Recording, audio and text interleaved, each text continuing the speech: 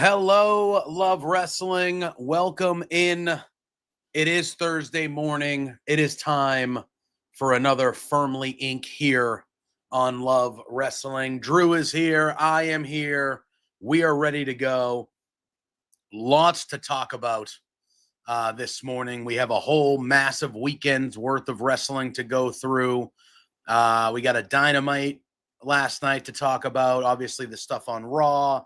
But really, last weekend was a loaded weekend. We had All In on Saturday, which was a fabulous show. We had Evolution on Sunday night, which was another fabulous show to kind of cap off the weekend. And there was a lot of stuff in between.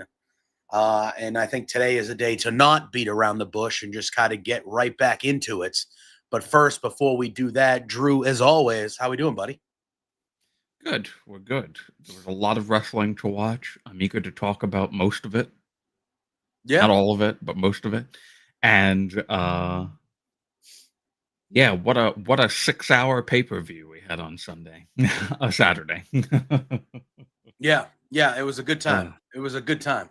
I personally, I know there was it was a long show, but I personally didn't care about that at all. I enjoyed every bit of it.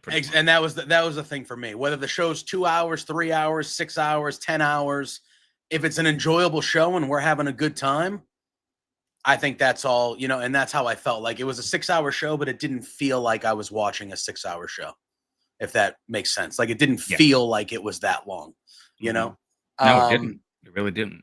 Yeah, which is pretty crazy when you think about it that way, because it was the thing went 5 hours and 56 minutes, which was the longest recorded pay-per-view of all time. Passing the record, I think it was like 5 hours and 35 minutes or 5 hours and 30 something minutes that WrestleMania 35 in New York had the previous longest time. All In Texas passed it. I think part of it was purposefully, though, as it should have been, because once you count a program, guess what? I'm ruining your show. I'm going to try to ruin your show. That's what I'm going to try to do. And, I would say it was successful, because I did not watch Saturday Night's Main Event after that show. By the time All In ended, we were down to, it was basically, by the time I got around to it, it was just that final match with Gunther and Goldberg. So I watched that just to see it. Goldberg's longest match of his career, by the way. The longest match. Which is pretty crazy. And I also think, and this is a testament to Gunther, this is not praise for Goldberg, I also think it was one of, if not Goldberg's best match. So that's saying a lot about Gunther and the quality of an opponent and just the quality of a dude that Gunther is. He is a living legend, and he got that kind of match out of 58-year-old Bill Goldberg, who couldn't walk. Is he actually 58? I think he's 59, actually. I think I actually shorted him a year. He's somewhere around there. You can Googs it, I think, but I think he's up there. 58, 59. He's somewhere up there. I thought he was like 55 or something. I think he's closer to 60, to be honest with you. 58? You're right. Yeah. I thought it was 58 or 59. So, but yeah. So obviously we're going to be focused on All In today. We're going to be focused on Evolution today. Those were the two big shows of the weekend. Those were easily the two best shows of the weekend. I thought they were both obviously different types of shows, but I thought they were both excellent wrestling shows. So we're going to be focused on there when we're going through our reviews. And then we're going to kind of lump in stuff that happened on Raw when we're talking about the WWE stuff and stuff that happened on Dynamite, kind of that kind of thing. We're not going to go show by show. We only have a couple hours to do this shit, guys. So, that's what we're going to do today. So I figured it started off the weekend. We would start with All In, and then we would make our way over to Evolution. Obviously, we're not going to go deep in depth of what happened at Saturday night's main event, so we can start there kind of because there was more news that came out of Saturday night's main event than actual results that changed the course of WWE. And obviously, that's even judging if that news is real, which we'll get into. I don't know. I don't even know what to think of that, Drew. I don't even know what to think of any of that, to be honest. I wasn't watching it live. I've seen the replay 50 times of Seth landing on his knee, grabbing his knee immediately. He looked confused. He tried to get up, couldn't get up. He left the ring and then came right back in the ring. He's talking to Heyman. He's talking to the ref. The doctor comes over, and then you can clearly see Rollins. They want to call the match, and you can clearly see Rollins go, no, have him beat me. It's fine, have him beat me. Which I'm just going to give credit to Seth Rollins here because I don't know. This is a review. Last week was a preview palooza. Today is a review palooza. That's what we're doing today. I'm going to give credit to Seth Rollins here because I don't know if it was planned to go this way or not. The way that I viewed it, I didn't think it was. And hello to everyone in the chat: Sandy, Fernando, Zach, Ophelia, Peggy. Welcome in, you guys. Appreciate you all being here. Sorry that the show said it was starting at 10, by the way. Did it? It did. Whoops. Yes. Sandy DM'd me and was like, "Oh, we're starting later today." It's like, no, we're not. Might be. I changed that before we went live. Beauty. Again, the way that I viewed it and the way that I saw it, Drew, it looked real to me. They played it off. If this was not real, they did a damn good job of making it feel real.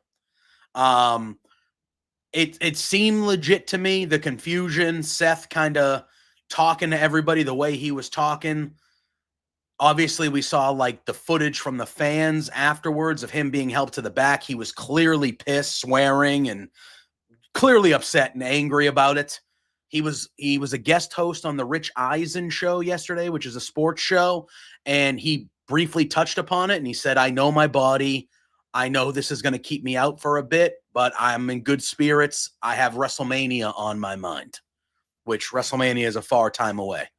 They addressed it on Raw, where Heyman kind of said, hey, we're not too worried about what Seth is going on right now. He has until June to cash in this Money in the Bank briefcase, so we're not really worried about it.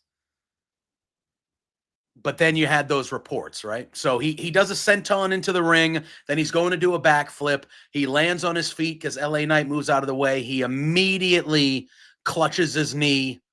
Then all that other stuff happens. And I want to give, like I said, I want to give credit to Seth Rollins because it's very easily, and we've seen it happen before, that they could have just stopped the match. They could have just said, nope, Seth's hurt. We're calling this match, blah, blah, blah. But it seemed like Seth was talking to the ref and to the doctor, and I assume through the earpieces out to the back. And he was like, listen, this is not going to go as planned. So instead of none of us getting over, why don't we get this guy over? At least try to. And it seemed like Seth was pretty much the one that was like, I'm going to get up. He's going to give me his move and he's going to beat me. Now, I thought I had seen a report somewhere. I don't remember where it was. Oh, there we go. We got SP3 saying that he thinks that Seth. Thanks for being here, pal. You're awesome too, my friend. Thank you, SP3. And he said that he thinks Seth is a big fat fake. He says JK, he doesn't know. But yeah. I don't know what to think about any of that. He's Tell me what you think. Yeah, I don't know what it looked legit to me. I don't know.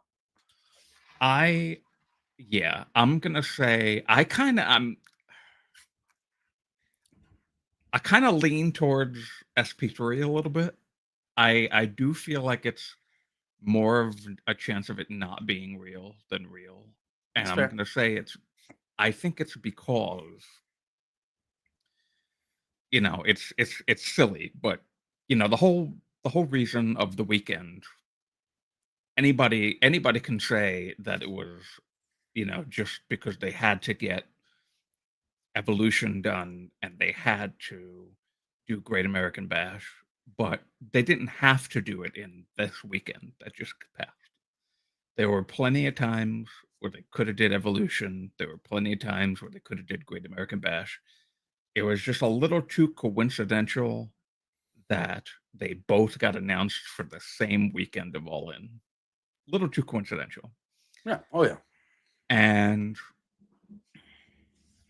I'm just gonna say I wouldn't put it past Triple H to be like, oh, all right, so All In is clearly gonna run extra time because he's clued in and he was probably almost, I'm not gonna say he was watching the show because he had his I own bet show you to they do, had eyes on it. They had eyes but on they it. had For eyes sure. on it, right? For sure. So For sure.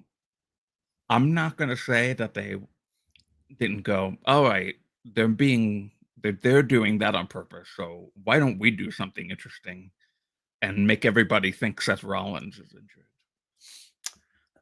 You know, it's Yeah, but they've played with this type of stuff before. Yeah, for sure. For me, when it comes to this, it's just kind of like, I don't know. And the report that came out didn't say that it was completely a hoax. The report that came out was Brian Alvarez and Meltzer talking about it. And they said that he is injured and he was going to take some time off. They just played an angle that made the injury look made a injury look worse than it was, because it looked like he blew out his knee. That's how they made it look. Oh, he blew out his knee again. Right. He's going to be gone for 8 months. Shit. That's how they kind of portrayed it. And the Alvarez report was basically like, no, Seth is banged up. He's going to take a little bit of time off. And he had heard that this angle was planned to make it look like he was dealing with a worse injury than he actually is. And I think him having the Money in the Bank briefcase changes the dynamic of this injury, because he can go away now and he can pop up and win a championship at any time. Right. At any time. And that adds intrigue to everything that's going on with him. Again, to me, it looked legit. I'm gonna go by the premise that it was legit. Like and the thing is that he also has been through this injury before, so he knows how to be injured with this injury because he's legitimately been injured with this injury. But I will say if it's fake, he fooled everybody. Yeah. Because it does not look fake. So I give him credit for that. I just don't understand why you would need to do this. Like if he had, that's why I don't think. And again, that's why I don't think it. Listen, I get it. I get how deep we're trying to go with fucking, how fake, whatever. Like, that's why I just don't think it was. I don't know. Why would you do? I mean, I don't know. I don't know. It's. I wouldn't put it past them to do that. I'm not saying that that's what it was, but it's, it was the first match on the show. So, it was going up with the start of the main event of All In. They needed to do something, the something was, I think, oh, wait, what's going on over here? But here's my thing is, I was under the impression, and just what I thought, that the something they were going to do is Roman. Roman was going to return in that match. I think what we saw on Monday with Roman coming back that way, he was going to do that on Saturday. But I thought that the injury didn't occur. That didn't make that happen. So he came back on Monday. That's at least how I thought. When we get to Evolution, I don't know. It's very fishy. This whole weekend of WWE shows was a little fishy to me because I'm going to say, I don't know if you agree with this, but there was a cash-in over the weekend. There was. And that made no sense to me at all. Really? I thought it was one of the best wrestling moments. It was great. It was a great moment for sure. But you don't think it made sense to me? Are you kidding? Why? We'll get to that. I thought it made all sense in the world. Get herself away from those two on SmackDown. Go to a completely different show. I'm the champion over here. You guys can stay over there. Leave me alone. I've been dealing with you for a year. Go fuck yourself. Go fuck yourself. I don't know. after you lose to that person Yeah. who has a title shot at the next big pay-per-view, you're going to just ignore that? Yeah. I think it's Bianca's turn over there now. I don't know about that. Yeah. I don't know about that. That's at least the vibe that I got. Is she was like, you know what? I'm done with that. We finished that match. I have an opportunity to do this right now in this moment, and I can get away from those two that have ruined my life for the last year or whatever, dealing with that crap. I'm going over here. I'm going over here to a different show. That's the vibe that I got. And I think it's, at least for the story, I think Raw needed it. I think Raw needed someone. Because who did Raw have? They had Io Sky and Rhea Ripley. With Liv Morgan hurt, who else are superstar? Asuka, I would throw in there, but she just came back. But besides those three, there are no like Becky and Bayley and Lyra, I consider stars now. Like obviously Becky and Bayley, but I consider those three top of the card people, but they're doing their own thing. They're not involved at the top of the card currently. They're fighting for the IC title. And with the Liv injury, Raw had literally Io and Rhea. And as much as that main event was amazing and they're always great in the ring, you can't do that 10 straight times. You need new people over there. And I think throwing Naomi in there. They'll do it 10 straight times with a third person. Yeah. And then throwing Naomi in there, I think creates obviously kind of fresher storylines, a new star immediately on the show. I thought it was needed for Raw to kind of get that type of thing. So, yeah, I don't know. We'll see. But, all right, let's talk about some AEW and some All In. We're just going to quickly gloss over the buy-in. We had 2 8-man tags. We saw the Sons of Texas with Dustin Rhodes, Sammy Guevara, and the Von Erichs defeat Shane Taylor Promotions in the opening contest. A typical 8-man tag here. I will say Shane Taylor Promotions needs to be on my TV more. That whole group is great. Shane Taylor is particularly great. Yeah, I would like to see him more on television. We then had another 8-man tag. It was Big Boom AJ and the Conglomeration going against, we'll call it Tier 2 of the Don Callis family. Hechicero, Lance Archer, Trent Beretta, and Rocky Romero. This was a fun match for what it was with Big Boom AJ in there. Trent Beretta assaulted a child during this match, so that happened. Damn right, just assaulted Big Justice. But Big Justice got a spear and got his revenge later on, and Big Boom AJ ended up pinning Rocky Romero for the victory. And then we had the last match of the pre-show, which is actually a very good tag match. It was FTR versus the Outrunners, and what was the culmination of their little mini feud here with FTR getting a victory, and then basically saying, hey, we find out early on All In, they're like, hey, we should be in this 4-way match. This should be a 4-way with us for these tag titles tonight. So you know what? We're next. We're going to be on commentary for the triple threat or the 3-way a little bit later. And then we get to the main show. So a good buy-in, a bunch of multi-man. Would have liked to have seen a women's match on there. You know, you had 2 8-man tags and a tag match. You can fit fucking 18 dudes, 18 more dudes on your pre-show, but you couldn't fit 2 more women. Come on. So I would have liked to have seen like a women involvement a little bit on the pre-show there, or at least another women's match besides the gauntlet as the second match. We talked about that last week, but regardless of that, it still was a pretty phenomenal show. And I thought the show started off on a fun note, Drew. It was the Death Riders, Claudio, Wheeler Yuta, and Gabe Kidd going up against the Ops for the AEW Trios Championship, in which we saw the Ops retain these Trios titles. I thought this was a fun match. I expected one of the gauntlets to open the show, to be honest. But once it was this, I thought that this kind of set in motion what kind of evening it could be for the Death Riders. with this opening match and kind of how this match ended. I think it was kind of foreshadowing maybe the evening that they would be having, and maybe the evening that like the baby faces would be having throughout this show. There were some people on social media a little worried about the main event because of how many baby faces are winning. Yeah. I mean, it was a very baby face prevails type event, and that was not a bad thing. But tell me about this opening match and this three-way. I liked it. I thought it was good. Yeah.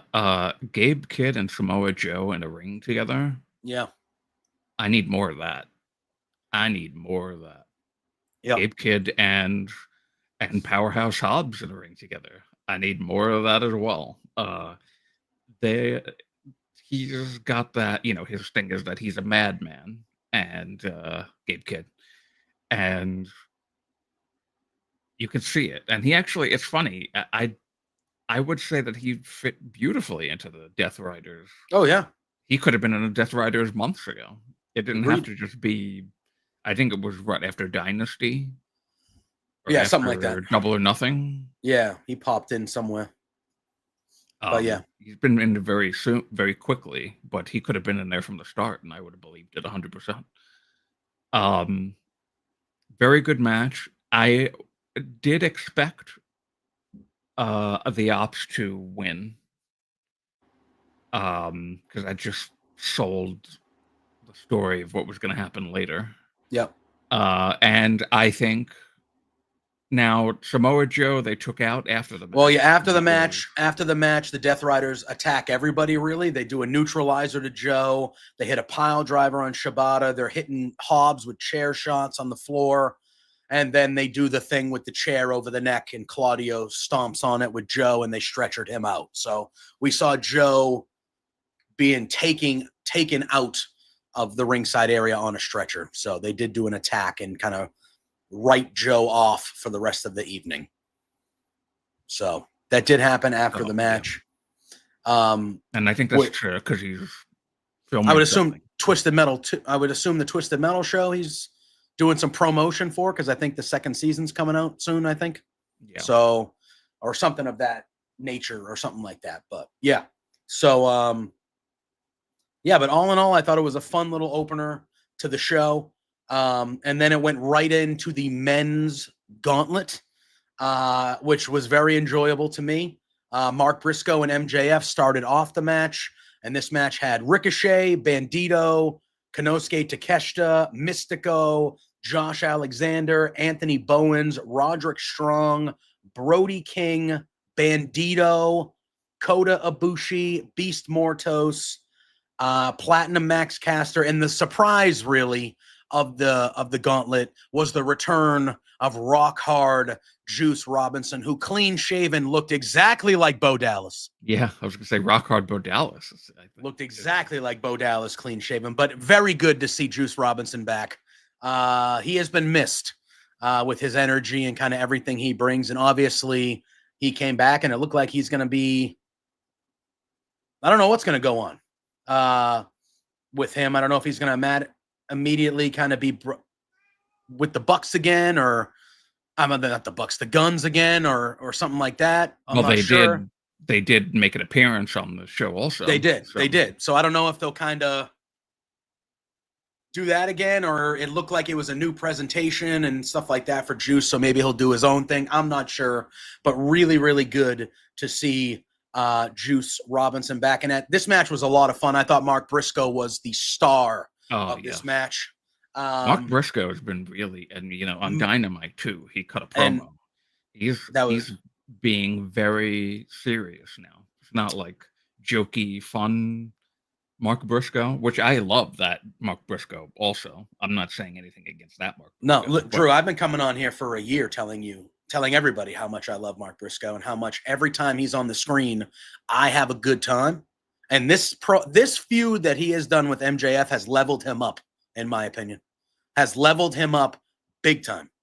And I look at Mark, and after that promo last night on Dynamite, he said, I went to Texas for two things, to whoop MJF's ass and to win that gauntlet match. I did one of them.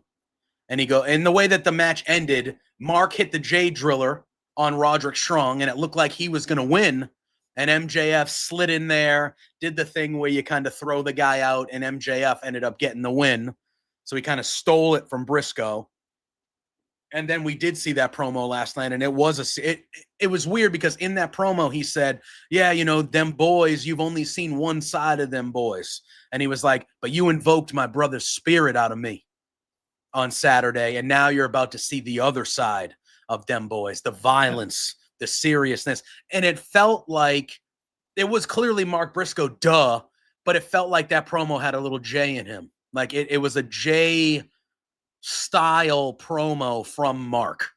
And it was serious, and he was talking about violence. He was talking about, it felt very J to me, like a J-like promo from Mark. And I think if we continue to see that, I'm telling you, Mark Briscoe is a guy to me that the way he's been presented since really being in AEW, but especially since kind of this MJF feud and what we saw last night, that is a guy that I could really see him becoming, he's already a fan favorite, but like you could ride that guy to the top of the company, and I think the fans would be behind him 1,000% of the way. Like that guy could be like a guy or the guy. And I think the fans would 100% be behind him and 100% buy into him being the guy, because he is that country. He is that guy, blue collar, good family dude. Like I think he has been leveling himself up here during this MJF thing. I've been very, very impressed, and I love what we're seeing out of Mark Briscoe. But I really like this gauntlet. It was pretty predictable that MJF would win, but I think that is the right decision. MJF going after Hangman, and especially with the promo we saw from the Hurt Syndicate and MJF last night on Dynamite, which was good stuff. I'm all in, no pun intended, on MJF kind of dangling that over Hangman's head and basically saying, hey, if it was Moxley, I'd have nothing to prove. I could have beat him and that'd be fine. But it's you, Hangman. I got something to prove, because everybody thinks you're a good guy when you're not. He goes, everyone thinks you're the best when you're not. I'm the best. I've always been the best. I can win that championship from you without even using this. So this is a break glass in case of an emergency type thing, because I'm just going to beat you regularly because I'm MJF and I'm better than you. And it was terrific. It was terrific. But I thought the gauntlet was pretty good on the men's side. I preferred the women's gauntlet, but we'll kind of. Yes, Scott. Scott's talking about on the Players Tribune last week, the day of the show, or the morning of the show, they released like a 36-minute video about the Briscoes. They talked to their parents, and it was a very, very good. Emotional, obviously, at times, but a very good. Oh, yes, you should. It is very good. It is very, very good. It's about 30, 35 minutes, something like that. He writes a little blurb, Mark, kind of above it, but it's mainly video form. Excellent. Excellent. But any final thoughts about the gauntlet or anything that you liked particularly before we kind of move on to the rest of the show? No, it was, it was a little surprising. Ricochet was obviously the big debut last year. Mm-hmm. So it was interesting that there was no debut. I was kind of thinking maybe we'd get even if it was just a one-off, maybe like a Bishop Dyer or somebody maybe that was recently released from WWE, or just as maybe either one-off or a debut or something. But the surprise with Juice was great. Yep. Mm-hmm. Don't know what they're doing with him with that clean face of his, and he's not a beards guy anymore. I know, what the hell, Juice. What the hell? He goes home to the champ every night, so he's clearly doing something right.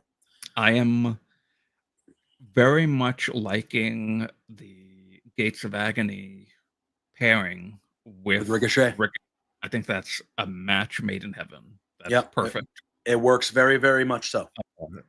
Ricochet and Khan basically are having an ab off. Do you think they add more to that group, or do you think they kind of keep it as the trio? I think they could add Well, one more singles guy. I had thought that maybe it was going to be the Crew originally. Yeah. That would pair with Ricochet. Can I tell you who I would like to join that group? Who? Beast Mortos. Hmm. That's it. Have Ricochet be the heavyweight guy, like the guy going for the heavyweight title. You got your tag team, and then you got your mid-card guy. I'll tell you who I actually think would be a good four. Max Caster could work as well if they wanted to do that. I feel like he could work in that group as well. And they're actually having a match on Collision this Saturday. Oh, all right. I know who you're going to say. Go ahead. I think AR Fox would be. Yeah, that'd be good. I would very much like that. I love AR Fox, man. I love AR Fox. That guy rules. That would be a good one. That would be a good one. No, we went. I mean, I don't wear wrestling shirts, Sandy, because I'm not a shill. But yeah, Drew is wearing a regular shirt today. Yeah, today I wore a regular shirt. Yeah, nice little pocket. But I wear wrestling. You got a nice. I'm wearing a wrestling hat. No, you're wearing a pickle hat. You're wearing a pickle hat, is what you're wearing. It's a pickle hat. That's wrestling related. Yeah, you got a nice little pocket tee there. Mine doesn't have a pocket, but it's not bad. All right. Then this part of the show was actually, Sandy, he never wears a wrestling shirt. Do you even own a wrestling shirt? No, I have a closet full of them. So why don't you wear them? Because I'm not a mark. I am, but I'm not on air. Okay, Mercedes. Yeah, on air? No, I'm on air talking about wrestling. I don't need to be wearing a wrestling shirt on top of that. I'm here talking about it. You know? Come on. You have an Andre the Giant. I do, yes. I have Macho Man Randy Savage right here. You can see kind of the corner. I got Jay Briscoe on the other side of the door. I got Andre, and then I got Undertaker and Kane's face-off from WrestleMania 14 in Boston when I was there as a 13-year-old child. Good time. Thank you. I am objective, Asian Joe. I don't know. I'm not really that objective, but still, thank you. Appreciate you. Okay, so this part of the show here was a downer, obviously. We had found out on the pre-show that Adam Cole was not medically cleared to compete and that he had to forfeit his TNT title and give it up, and that the TNT championship match was then turned into a four-way with Daniel Garcia, Kyle Fletcher, who was originally challenging Adam Cole, Sammy Guevara, and Dustin Rhodes for the TNT championship. Adam Cole makes his way to the ring. And this was very sad, Drew. This was very sad. I felt terrible for this man. You clearly emotional. Oh my God. Clearly emotional. Roddy and Kyle were at ringside with him, which I thought was nice that his friends were there to support him and kind of be there for him, because this was clearly very hard for Adam Cole. He talked about how sad he was that he couldn't wrestle in front of those people. He talked about how sad he was that he had to forfeit and give up his title and vacate it. And he mentioned the words, quote, he said, "I am not in the right headspace to talk about retirement, but I have some health issues going on and I have to go away." And he said, "I wouldn't have been able to do the last, 20 years, 25, whatever, without you guys. I appreciate you guys so much. I love you guys so much. And I don't want to take up any more time because we got a great show for you guys. Hoosier, what is up, my man?" Hey, he said, "But I'll love you guys forever for all the love you've given me." And that was kind of it. And then him, Kyle, and Roddy had a big hug in the ring. And it was brutal. It was brutal, man. And I've never met the man personally, but everybody I know that has come across that fella, they say he is one of the sweetest, nicest humans you will ever meet. He comes off that way. I don't know if everybody in wrestling. Yeah. And you saw it. You saw everybody you saw a bunch. And I know he has a lot of friends in WWE. He was there for a long time, but you saw everybody from all different companies after this coming out and sending tweets and saying and giving love to Adam Cole. And we found out a few days later or the next day that it was a concussion. He got a concussion on Collision. And I think that is the third diagnosed concussion that he's gotten since being with AEW. Lord knows how many he's had, because a lot of them sometimes go undiagnosed. But it's at least the third one that we know of he's had, and concussions with what we know now, they're just not anything to mess with. And there's no timetable, but you have to, when he's mentioning in the promo the word retirement, that means that he's been thinking about it. And I don't know how you felt watching that, Drew, but that kind of felt like he, and again, it just happened. It's emotional. It's in that moment, but it felt like to me that he felt like that could be the last time we see him. That's the vibe that I got. Hopefully not, because I don't want that to be. But it had that kind of tone to it.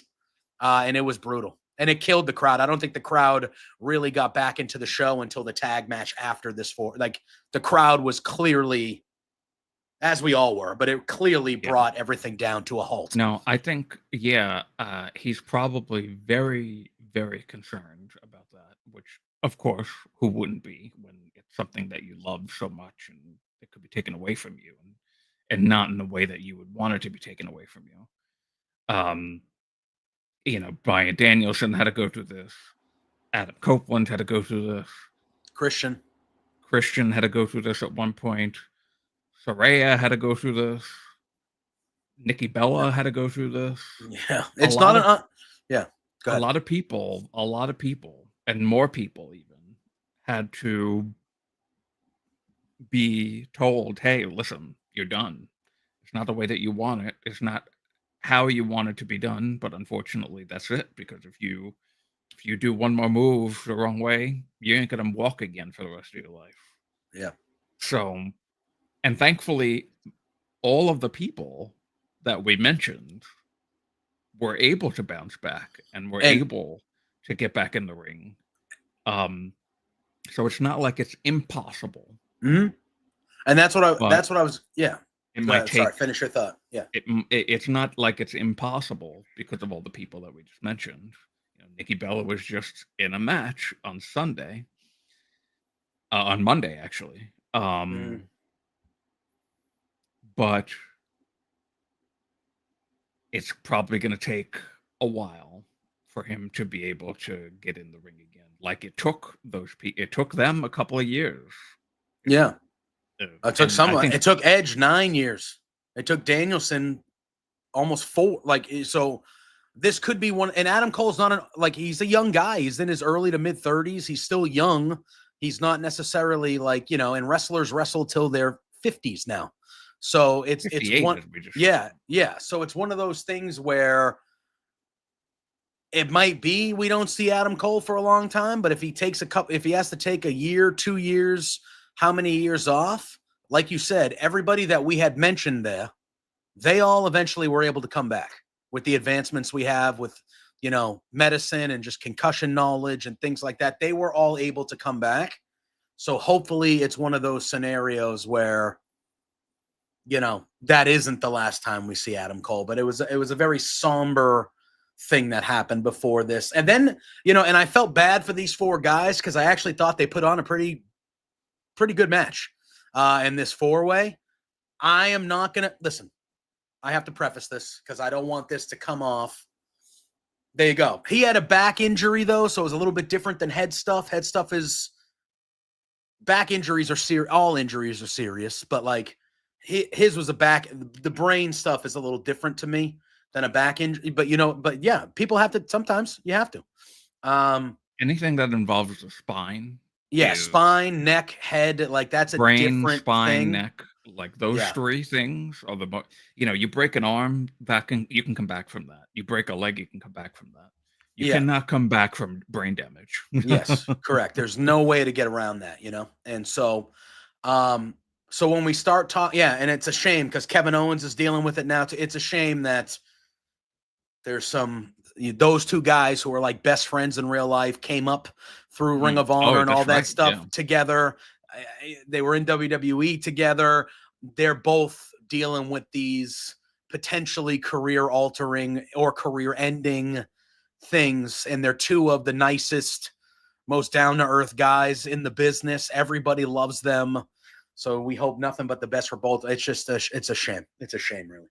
And I completely understand why the crowd was pretty dead for this next match. I felt bad for the four guys because I actually thought it was a good four-way they put together on such short notice and things like that. And I'm just going to preface this because this is not an anti-this match or anti-take, but I thought Dustin Rhodes winning was the dumbest shit I've seen. What? Should not have won that match. Yeah, I did not like it at all. Did not like it at all. I think he was the perfect person to win that match. Why? Because in 2025, why does Dustin Rhodes need 3 belts? Okay, I'm not saying that he needs 3 belts, but I did not like this at all. Made no sense. He, I think, was the perfect person to win that match because of what happened with Adam Cole before. Please. I'll say we got to pat the fans on the ass so they feel good. I understand it was sad. You put the belt on Kyle Fletcher. Kyle Fletcher was winning that match against Adam Cole. Period. End of story. So put the belt on Kyle Fletcher. But because of Adam Cole having to relinquish the title and not being able to defend it, we do something that makes no sense whatsoever. That victory for Kyle Fletcher would have had an asterisk next to it. Now he can have a definitive victory, and defeat somebody one-on-one in a match, probably at the next pay-per-view, and get the title, and will have meant just as much as if he had won it in singles action against Adam Cole. Johnny, how is it going, pal? Dan, welcome in as well. Yeah, no. Sorry, it's not going to mean as much to me when he beats 80-year-old Dustin Rhodes for that TNT title. Sorry, not going to matter at all. I had no doubt. I had no doubt that Kyle Fletcher was beating Adam Cole for the TNT title at All In before everything happened. I have even more no doubt that he's going to beat a senior citizen in Dustin Rhodes. And this is not an anti-Dustin Rhodes take. I like Dustin Rhodes. I like him a lot. If you're going to do this to make the crowd feel good, put it on Sammy Guevara.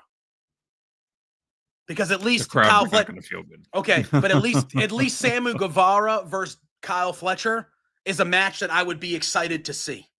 Oh, this will be high-flying and fast-paced and fun, and Kyle Fletcher can have a good competitive match for 20 minutes. They'll go all out, and he can win the title. I have no care whatsoever in seeing Kyle Fletcher versus Dustin Rhodes at all. And to me, was it a good moment? I like Dustin Rhodes to see him get emotional. Yeah, it's his first singles title. I understand why they did what they did with everything that happened with Adam Cole. But to me, I think the crowd pops if Kyle Fletcher wins. Everyone in that crowd knew that Kyle Fletcher was probably going to win the TNT title. We're all waiting for his, even though he's a heel and we boo him, we're all winning. We're all rooting for, we all know he was going to win. To me, this was like in the moment as I was watching it, I was doing a live stream watch along with our pal Josh Robinson. In the moment when that happened, I said, what the fuck? Huh? I did not go, oh, that makes me feel better. That was not my reaction. My reaction was, that was dumb as shit. Why the hell did they do that? That was my reaction. So. All right. Sorry. Well, you're in the minority because I've seen a lot of people talking good about it. And again, I feel good for Dustin individually. It just makes no sense. Just put the belt on Kyle Fletcher. We all knew he was leaving All In with the belt. Just put the belt on him. Why do I have to draw out a feud between Kyle Fletcher and an old man that Fletcher I don't care about him and Dustin Rhodes. Okay. Kyle Fletcher was prepared for Adam Cole. He wasn't prepared for Dustin and Sammy. Kyle Fletcher should have won it last night. He should have won it last night. Stretch this out for a month on a match that I do not give one shit about. Dustin Rhodes and Kyle Fletcher. When they wrestle in the ring together, that match should last 10 seconds. because Kyle Fletcher should kill him. That's the difference of where they are currently. In ring, in presentation, in everything. It's not going to happen. But I know it's not going to happen. And I think that makes Kyle look worse. That he's going to have to do a 20-minute battle with a 70-year-old to win a belt. He's younger than Goldberg. Okay. Again. No, is he? Is he 50? How old is Dustin? 55? 56. Okay. TNT champion. Okay. Again, understand why they did it. Make everyone sad. Make everyone feel good. Okay, I get. Okay, yep. Makes no sense. Makes no sense to what we're doing. No sense. You're in the minority there. Okay, that's fine. Sometimes the minority is right. It happens. So, and I prefaced it by saying that's not an anti-Dustin take in general. It's just no sense. It made no sense. Scott, that's where I'm thinking too. Because again, I think you get the same type of reaction if Kyle just wins that match. I really do. Like, I don't think anybody's going to be sitting there going, I'm very upset that they had Kyle Fletcher win that, especially after Adam Cole made me sad. I don't think anybody's saying that. I'm taking a poll of our chat right now, and more people are on my side than you. That's fair, but I just don't think that would have been the crowd reaction. Oh, they made me double sad. I don't think that would have happened. I think everyone would have been like, yeah, okay, that makes sense. Maybe that's a good way to put it, Hoosier. They needed a feel-good moment more in that moment than the right moment. So they went that way to try to build. I don't know. It just, first of all, these two guys they pull in double because they fought already on the pre-show. Dustin Rhodes is a triple champ now in 2025. I'm going to tell you what made little sense to me wasn't Dustin winning. It was Dustin and Sammy being in the match together. That was what was confusing to me. They're literally the Ring of Honor tag champions, and they're fighting for the TNT title against each other. Yeah. That doesn't make sense to me. I don't know. Again, I know, I probably sound more negative than I actually feel. It made no sense. Like, I don't like when. You can't say that it made no sense. Yes, they were nowhere involved in the TNT title. They were nowhere involved in this. Okay, how about I just said this before. Kyle wasn't prepared for Adam for three people. He's prepared for Adam Cole. Okay, that's fine. That makes sense. But Kyle should have just won. Why do you have to deviate from the plan? You sound more salty about it than you caring about it making sense. It just didn't make sense. I'm sorry. That part of it, if you spin it that way, okay, I was prepared for one opponent, then I got three. Fine. Okay, cool. And Kyle didn't lose the match. Dustin beat somebody else. He rolled up somebody. I get it. I'm just talking Dustin Rhodes had nothing to do with the TNT title picture whatsoever. And they threw together a match because of an unfortunate circumstance. And instead of just doing the thing that they were going to fucking do anyway, they just did something that has nothing to do with the story or anything that we're doing. And the only reason they did it was to make the crowd feel good. And I think it was stupid. That's all. It was stupid. Was it a feel-good moment? Sure. He was emotional. I felt happy for him as an individual. It was just dumb. It was just dumb. And now I have to waste 3 weeks or more of my time believing that it's going to be tough for Kyle Fletcher to beat a 70-year-old for the TNT title. Sorry. Don't care. Because Kyle Fletcher's going to beat him immediately. Why do I care about that feud or the build to it? At all. Unless they're my opinions, Ophelia, because I'm right most of the time. But you know what I'm saying? That's all I care about. Because we're gonna, and I understand the argument that you say of like, oh, him winning in a singles match is better. Completely understand. And it's an unfortunate circumstance. But we have to sit here and pretend that Kyle Fletcher has even a chance to lose. against 56-year-old Dustin. Like, you know what I'm saying? I'm supposed to sit here and pretend. It should be a squash match. I will agree with you on that. It's not going to happen. But I know. I do agree with you on that. It's just Goldberg and Gunther should have been a squash match. But, listen. I guarantee you the Fletcher Dustin match will be better. It shouldn't have been his longest match. It should have been his shortest match. I actually thought it was Goldberg's best match of his career. So that's what Gunther did. So, we talked about it a little bit. Listen, it wasn't great because there are no really great Goldberg matches, but it's a testament to Gunther. He's a living legend. Again, it is what it is. But now, hold on though. But now Kyle Fletcher could give Dustin Rhodes the best match of his career. I don't think he will. I don't think anything will beat the match with Cody early on in the AEW. I think that's one of the rival that at least. I think it's one of the 3 to 5 best matches in the history of the company still. His match with Cody. But yeah, let's get Kyle Fletcher's amazing. And Dustin Rhodes is a first ballot Hall of Famer in any wrestling Hall of Fame ever. He's going to wrestle. He's going to be the only guy to wrestle for 6 fucking decades. Like, Dustin Rhodes is great. But in the year of our Lord 2025, he doesn't need to have 3 championships. Doesn't need to have 1. It's a joke.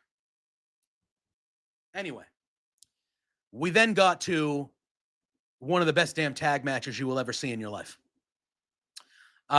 Swerve Strickland, Will Ospreay versus the Young Bucks. I just want to address before we move on. Oh, yes. The hat. Ophelia asked. Yeah. The hat. This hat says that's a great fucking pickle. That is a promotional thing that Kalen and Kalen Pickles did with MJF a couple of years ago.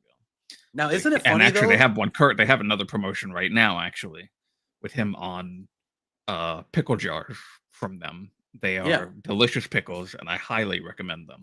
Isn't it funny how he has that with the pickle company, and then they built that whole Briscoe storyline about him saying that MJF had a small pickle? That's why they have the pickle. They have another thing going with him right now. Yeah.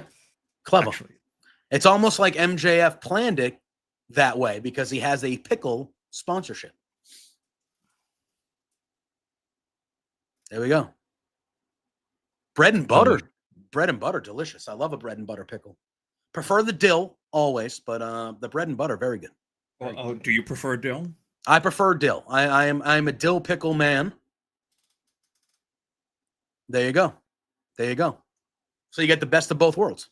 Easy peasy. I'm not a spicy person, so they have spicy pickles, but their pickles, spicy pickles brand, are excellent as well. Yeah. Please go to Kalen and Kalen Pickles and buy their pickles. They are delicious. Listen, you can take this however you want. You can clip it and show on the interwebs. I love all pickles. Delicious. I don't care. Yeah, exactly. You can bring your mind to the gutter and be a child if you want. Bread and butter, dill, kosher, gherkins, spicy, all of them. Delicious. They have mustard, like mustard seed. What do you mean mustard? I think I got mustard pickles. It's I forgot the exact name. I buy them and they're delicious. Okay. They're hold on, I'm going to tell you right now.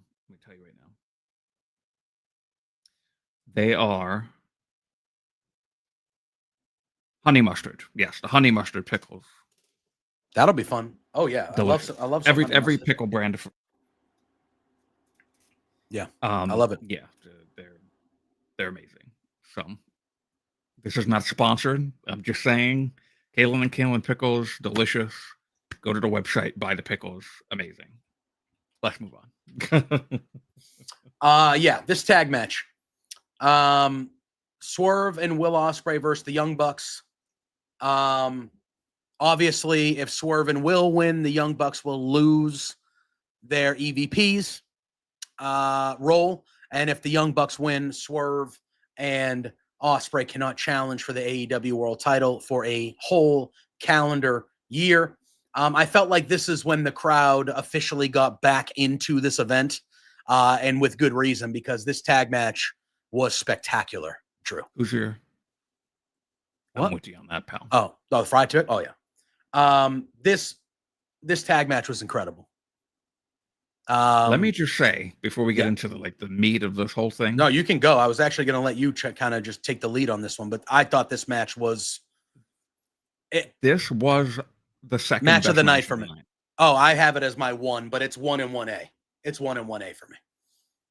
I was enthralled by this match. And I'm telling you, I really, really wish that this entire heel run of the Young Bucks, this second heel run of theirs, I really wish it was just founding fathers the whole time. This only just became the founding fathers since Double or Nothing. But I wish it was the founding fathers the whole time, because not that I hated the EVP stuff, but this founding fathers, this is the second time now they come out in this grandiose, 1700s entrance with this time a ship. They're on a ship going through the crowd, like the crowd is an ocean. That was amazing. That was absolutely amazing. Yeah. And I love their whole founding fathers thing. How they came out of Double or Nothing, the merch that they have with them as the Mount Rushmore. Like, this is epic. This is great stuff. I agree. This was really, really good. I mean, the match it just stole the show to me. They were going back and forth with each other, hitting all the moves that you would expect. God, man, it was just so good. And then at the end, I was actually shocked by this ending. I had picked I think we both picked the Young Bucks to win this match. Correct? Yeah, I know I did. Yeah. But at the end, it just didn't go that way. It went the other way around. I thought that the house call hidden blade, like total elimination type move that they did, coming from each of the corners and hitting it perfectly. Incredible. Just a great way to finish it. Swerve and Ospreay get the pinfall. The Young Bucks are no longer EVPs. And we saw last night. Oh my God. This is going to be a lot of fun, guys. This is going to be a lot of fun. Because we are going to see, I think Sean Rossap, our buddy Sean, said on Twitter, this is going to be a lot of fun seeing the bum-ass Bucks.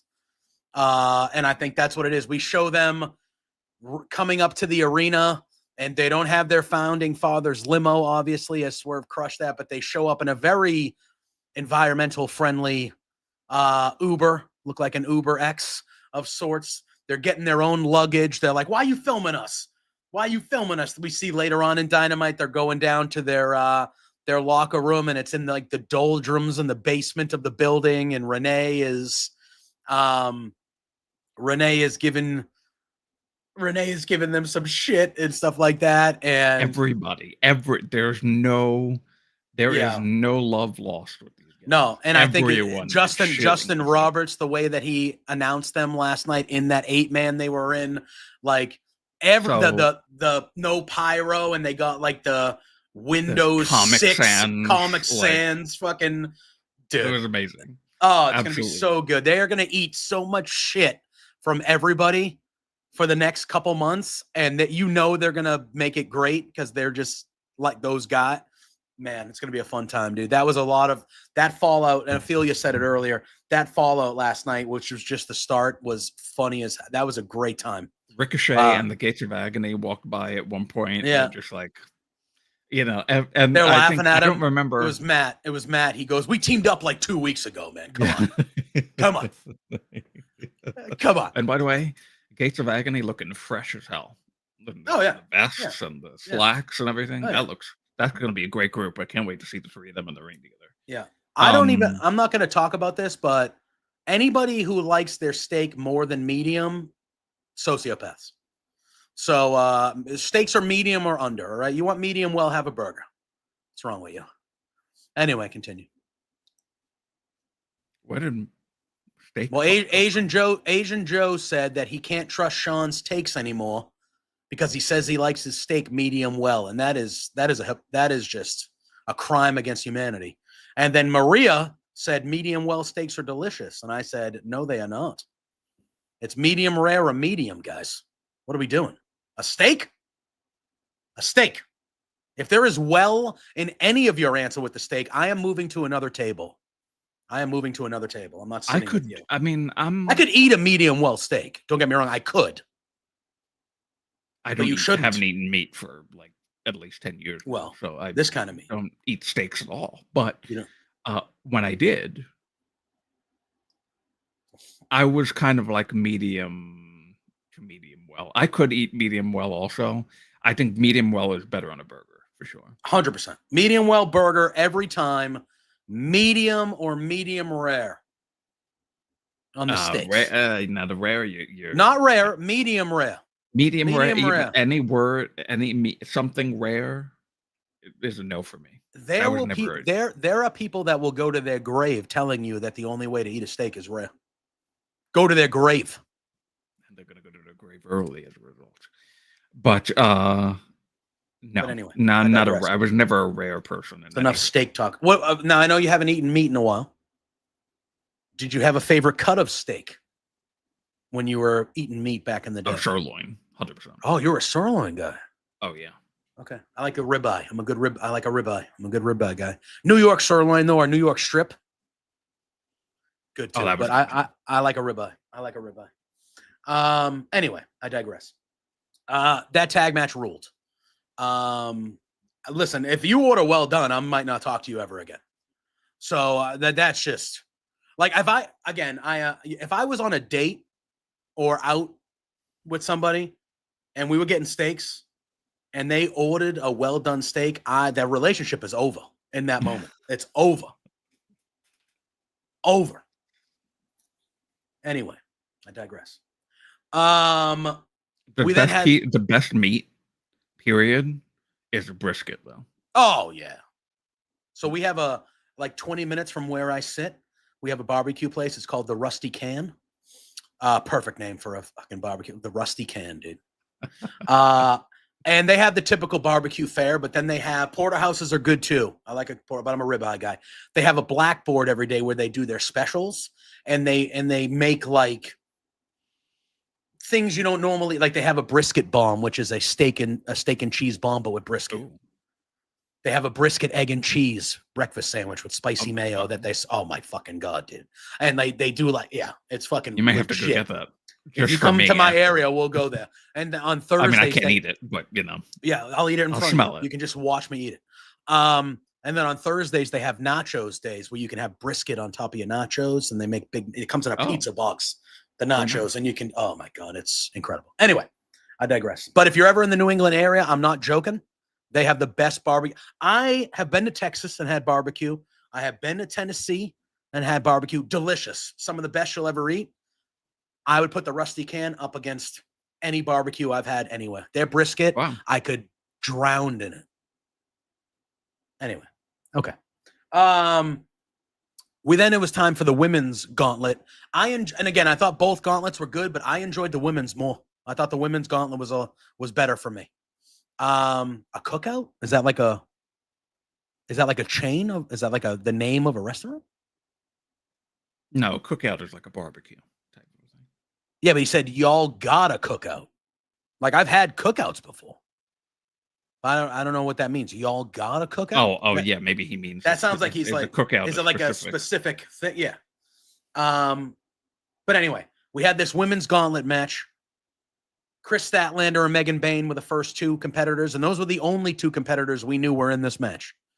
And then we got Willow Nightingale, Ty Mello, Tekla, Julia Hart, Queen Amanada, Mina Shirakawa, Athena. And then the big surprises were Shuri entered the match to a huge ovation. And then we had seen some vignettes leading up to this. We saw the debut of Alex Windsor as well. And then Thunder Rosa was also in this match. I thought that this gauntlet match was a ton of fun. Oh, yeah. Really, really good. The women, as Fernando says, did kill it. I love the stuff that happened in this match. Unfortunately, we found out that Mina Shirakawa broke her hand in this match, so she's injured, which is unfortunate because she just won the Ring of Honor Interim TV Championship because somebody had an injury. And now she's injured. So, I mean, I know we don't really talk about Ring of Honor, but that's just unfortunate dominoes of circumstance there. An interim champion. Now. Yes, yes. But this match was a lot of fun. I had picked Willow Nightingale when we were doing our preview last week, just because I was of the belief of I am not going to believe they are going to have Athena win something like this until I see it. Well, guess what, Drew? We fucking saw it. Yeah. Because Athena won this. It was the right decision. We already saw last night during a ridiculously great Toni Storm promo again. Athena showed up on the screen with Billy Starks, and they had a nice little promo. And then we saw next week we are getting Toni Storm versus Billy Starks on Dynamite, which should be a great friggin' time.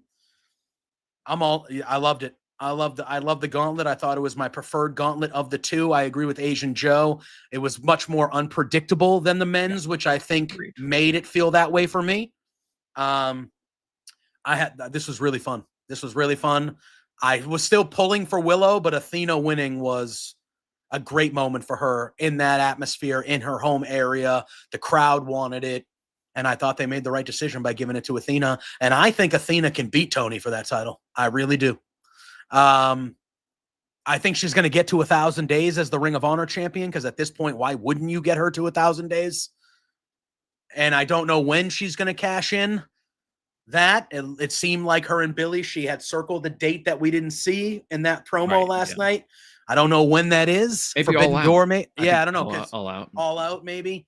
But Athena and Timeless Toni Storm is going to be good. And and we're going to get there, but I was worried that this might have foreshadowed what we saw later on because of the Athena win.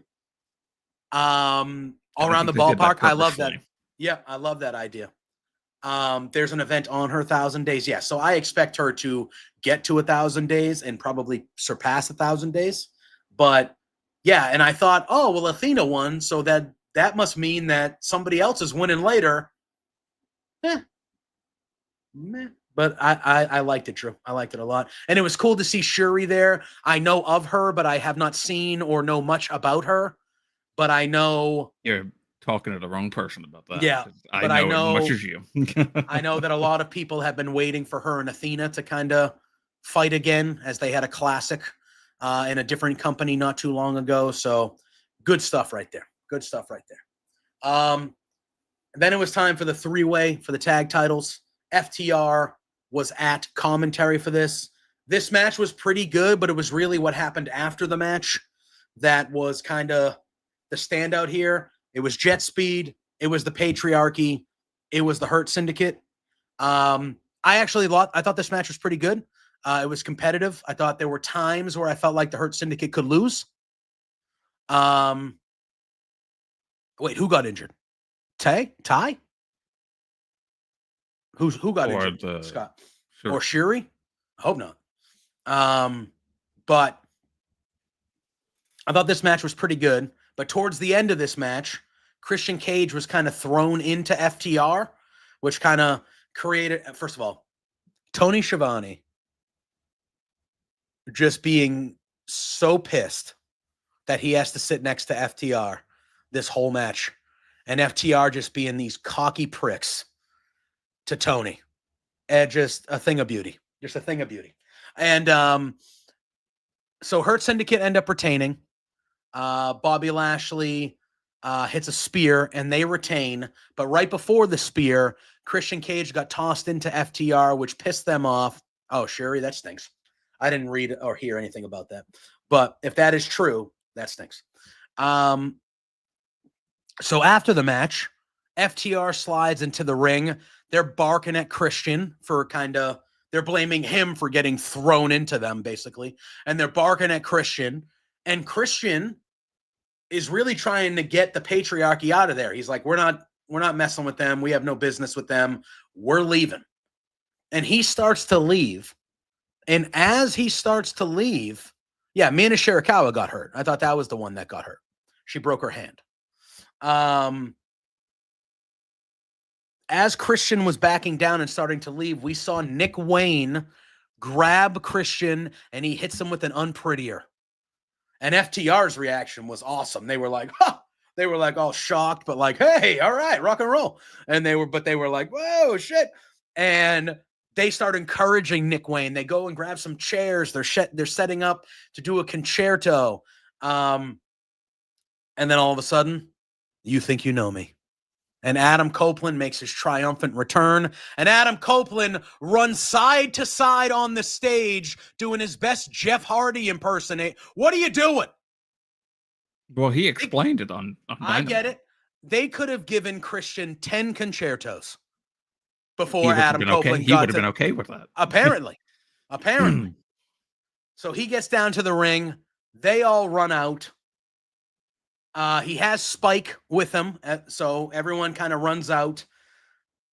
And he goes and grabs a mic, and Christian is coming too. And everyone thinks that he might return the favor of a famous line that Christian gave him when Copeland first got to AEW. But he leans in and he says, "Go find yourself." And he leaves. And I'm going to tell you, Drew, I loved it. I love that he said, "Go find." I loved it. And then we saw I thought last night was Adam Copeland's best promo in AEW, I think. I agree. I thought that was his best promo that he's done in AEW. I thought he was excellent last night, talking about Christian at first, talking about FTR and what he's going to do to them. The other stuff we can talk about after with Stokely and him, but I thought that the stuff they did after this match, clearly setting the path to, and I know I'm going to call him by the wrong name, but to the Edge and Christian reuniting. I really liked all the stuff that happened after this match. I love the "go find yourself," the callback to the "go fuck yourself" from Christian, but him saying like, "Hey man, go figure it out. Go figure it out. Find who you are, and maybe we can take care of business here, but like, you got to figure your shit out because I'm not doing it for you." It was really good. And then I thought he tied it up perfectly last night in that promo when he was talking about Christian at the beginning. Yeah. I loved it. I didn't think that the turn was going to happen there. I thought maybe they were going to wait a little bit longer, but because I thought they were going to win. I thought it made sense for them to win the tag titles, be transitional champions as a result of Christian being pinned in the title match between them and FTR. Yep. And then the turn would happen. Yes. It didn't, though. It didn't. No, it came a little earlier than expected. But I think... but I didn't hate it. Yeah. And I think the way that they did it, with him saying, "Hey, go find yourself," that gives them a buffer for FTR. And we saw last night with Stokely, Edge said, God damn it, Adam Copeland said, "I didn't come back to save Christian. I came back to take out FTR. I want to end FTR because at this point in my career, I don't have time to waste." And they took 4 months from me. That's 4 months that I do not have. Beautiful. I thought he was awesome last night. I thought he was that to me, and I'm not saying it to compare, but that felt like a prime old school Edge Adam Copeland promo. That's what that felt like. It was very good. Yeah, and I loved it, and I think that buys them time because Stokely comes out, which I'm calling a little bit of bullshit on Stokely. So you're telling me, Stokely, that if Edge, you said that you talked to Tony Khan, and if Edge attacks, interferes, or basically gets anywhere near FTR, he gets fired. So Stokely, why wouldn't Tony Khan say that? Or why wouldn't commentary reiterate and say, oh, I just, Shivani, oh, we just got word from Tony Khan that is legitimate. That you're talking about somebody's contractual status, and we're supposed to believe that Stokely Hathaway is just telling the truth? It seemed fishy to me. Why are we supposed to believe Stokely Hathaway? I would say he's probably lying. Right? That's what I'm calling bullshit. I mean, there could be the fired part, I think. And maybe it wouldn't be, the lying would be that he's fired. But I'll say maybe that was embellished a little bit, and it's really not that he would be fired, or that'd be fined. I could understand him maybe being fined, just so that this way they can, that's what they do. It's like, oh, you have a backstage interaction, but they can only talk. If they fight, then they get fined. That's a classic thing. Yeah. I don't know. The fired is a little extreme. Yeah. I feel like the owner of the company or some sort of authority figure would reiterate or make sure that because that's a big thing. You're going to fire Adam Copeland, and we're just supposed to believe that Stokely Hathaway is the guy that made sure that I'm just like, I don't think so. But Stokely said, they need to focus on the tag championships and what's important, not you. So leave them alone. If you don't, you're fired. And Adam Copeland basically says, all right, so I can't go near FTR. And he goes, but you didn't say anything about you. And he had some security out there. Kevin Koo. Violence is forever, baby. He had Kevin Koo out there, which was cool. Unfortunately, Kevin Koo got attacked. Yes. So security goes after Copeland. He takes out both security guards, and then Stokely sold it really well. He had his back turned, and it took him like 30 seconds to just come to terms with the fact that he was about to get got. And he turned around and took a massive spear from Adam Copeland. I thought the segment last night on Dynamite was great. I thought after the tag match, I thought this whole thing was good. So I liked it. Oddly enough, I'm way more excited for Adam Copeland now than I was in basically that whole run that he came back from for the title stuff that he was doing. I am way more interested in this. Like, it's not even close. Yeah, night and day. Yeah. And then it was time for the AEW Women's World Championship. Mercedes Moné, Toni Storm. Great match between the two.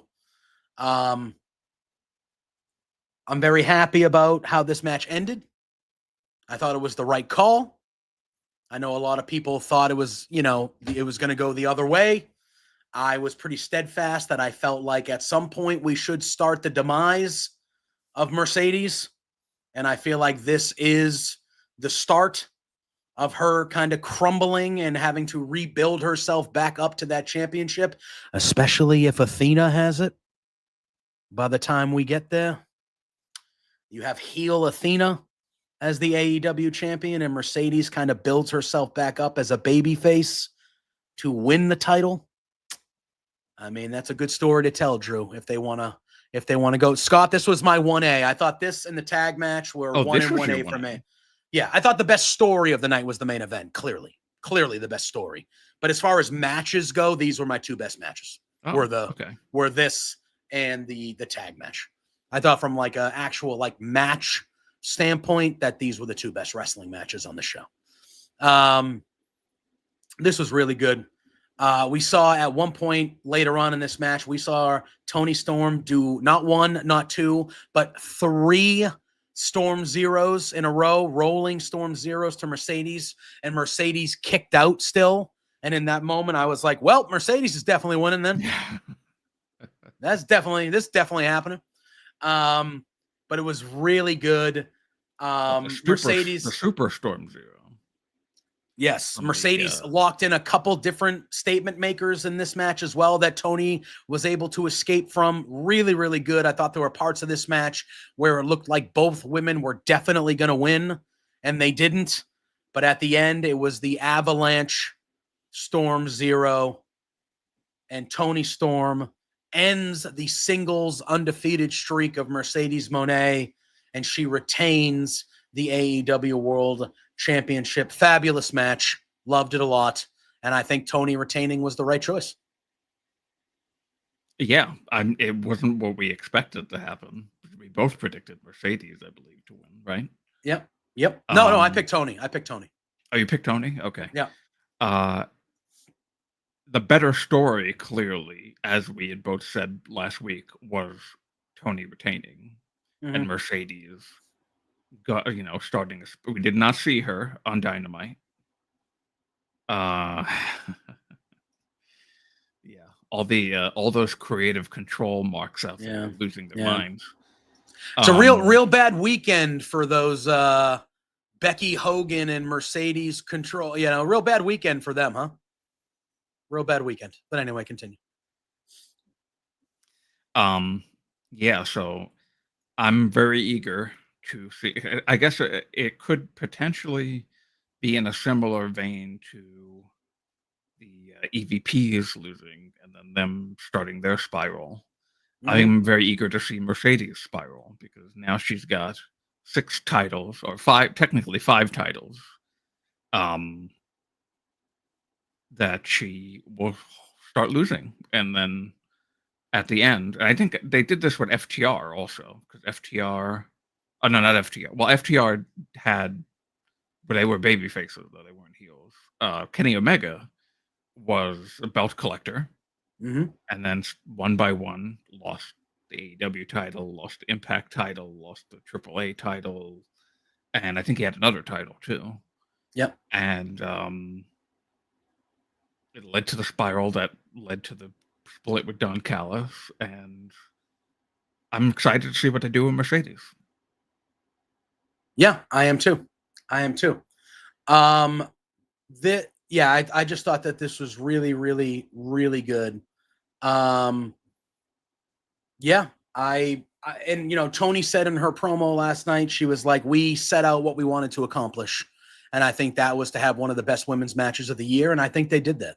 I think it was really, really good, but I'm excited to see what is coming in the future when it comes to both these ladies. I'm very excited about Athena and Tony, and I'm very excited and intrigued to see where they go with Mercedes. I wouldn't be shocked if maybe Mercedes is out of sight, out of mind a little bit here for a little bit. But I think the TBS title is coming off her soon. I think she's going to start going to all the different, I think she's going to lose all these belts here within the next, 2, 3, 4, 5, 6 months. She's going to lose them all. And then I think we're going to really see a character shift and all sorts of stuff happen here. But I really like this. I really like this a lot. And then we had the unification match of the Continental Champion Kazuchika Okada and the International Champion Kenny Omega in a rematch, a highly anticipated rematch to crown the first ever AEW Unified Championship. I was wrong about this match, Drew. I thought Kenny was taking this one. But it was the Rainmaker, Okada, who ended up winning this one. I picked Okada. Yeah, I did not. I picked wrong. I thought this was Kenny. However, this was very good. This was not the hour-long battle that we saw in their previous 3 out of 4 iterations in New Japan or anything like this, but this was a fun 30 minutes. It started off a little slow, and it looked like, oh, what do we got here? But then once it kind of picked up, the last 20 minutes of this match, 25 minutes of this match, it was go, go, go, go, go. These two were on it. And it was really, really good. And I actually think the way that this match went, it sets up a rematch for these guys. And I think we're going to get it again. I think we're going to get it again at some point. Now, that was their 5th match, right? Yes, they are 2-2-1 now, if you count everything, because Omega was 2-1-1, because one of them was a draw. So Omega was 2-1-1. Okada won this one. So now they're 2-2-1. Well, so somebody's got to get the better of the other. So yes, but we'll see though, because we saw on Dynamite last night, they talked about how Kenny Omega was Don Callis literally said to the Young Bucks, now that Kenny Omega's dead, we don't have to worry about him anymore. And then we saw later on where Okada was in the ring. He got new music. I actually thought the music was pretty it good. sounded really good. I thought it was pretty good. I saw I people don't know fucking why. losing their minds over it. Somebody called it a Deaf Rebel. Got Deaf Rebel. Get the fuck out of here. Come Deaf on. Rebel. Here's my thing, right? I understand he had the New Japan music for a long time, and I like that tune. That's a good little bop and stuff like that. This is clearly the next stage or the next level of his career. He just won the Unified Championship. It was a completely different presentation. It was a new Videotron. It was new music, new out. Like, this is a new stage of Okada's career, at least in North America. This is like the next stage of his career. I have no problem with giving him a new presentation. Me neither. And I thought the music, the song, I didn't hear it in full. Yeah, but I thought it was pretty decent. It sounded like a really awesome, like, Japanese anime type of, like, theme. Yeah, like I had no problem with it. I thought it sounded pretty good. And like a badass, like, yeah, final boss type of, like, Japanese anime style. That's what I thought. I liked it. Yeah. And I thought this match was really good. I thought this match, especially the back half of it, it picked up big time. Don Callis was on commentary, and he got involved and pulled Remsburg out of the ring at one point after a one-winged angel where it looked like Kenny was going to get the victory. Kota Ibushi was down there kind of trying to make it even. But Okada ends up hitting the Rainmaker, and he pins Kenny Omega 1, 2, 3 clean. Well, not really clean, but 1, 2, 3 in the ring. And he is the first ever AEW Unified Champion. And we saw last night, he called out Swerve. And he said, "You ruined my friend, the Young Bucks match on Saturday. They're not EVPs anymore, you bitch." And then we saw Swerve come out and go face to face with Okada. Suit that he was wearing. Oh yeah. My God. Oh yeah. Star. And he went face to face with Okada, and he said, "Yeah, I did do that. What are you gonna do about it, bitch?" And we had a stare down, and I'm telling you, Okada and Swerve, sign me the fuck up. Sign me the fuck up when we're talking about Okada and Swerve. Okay. And it's kind of funny. This is something that they could have done, even having the Young Bucks win because it wouldn't have. And All In. And we talked about it a little bit last week. It feels like the Unified Championship is going to be like World Title 1A. It feels like we're going to have the AEW World Championship, and then the Unified is going to be like a secondary heavyweight. Like, it feels like it's going to be. Yeah. And you know what I mean? That's the vibe. I think that makes sense for them. There should be a second world title. I agree. Yes, she was. I mean, the funny thing is, too, is that I think unifying those two titles really does make it a world title now, because one was a continental championship and one was an international championship. Yeah. So it really does involve the world. So making it now a world title makes sense. Yeah. And I think having that secondary heavyweight title to have a big, Okada and Swerve is that's a big feud. That's a big matchup. Like, that is going to, like as Scott said, that is going to hump. Like, that is going to be real By the good. way, we did not mention, Sandy just mentioned, we didn't mention this. Yes. JoJo Offerman, who was, of course, Bray Wyatt's wife, sang Ain't Nobody, which was, of course, Swerve's indie theme, before his AEW theme played at All In. I think that was really nice. Yeah, that was a really good thing. I did not know what the significance of that song was until commentary told me. I would have liked them to have told me that a little earlier. You didn't know that was because I was sitting there going, "This is nice, but what the hell are we doing this for?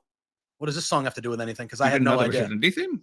No, I didn't watch Swerve in the Indies at all. The first time I saw him was in NXT. I knew of him, and I knew. Yeah, I agree. That's the thing with the feeling. I think it would have hit more if more people knew. They told us afterwards, which then it was like, "Oh, that's cool," but I would have liked to have known that beforehand. But it was a great moment, and I thought it was a really nice touch on the boards behind her. They had the fireflies, that was flying. Great. I thought that was really nice. That was a cool little moment. And that's the type of shit that AEW does. That it hits you in the feels like that, because guess what? Bray Wyatt never fought in AEW. He never was an AEW guy.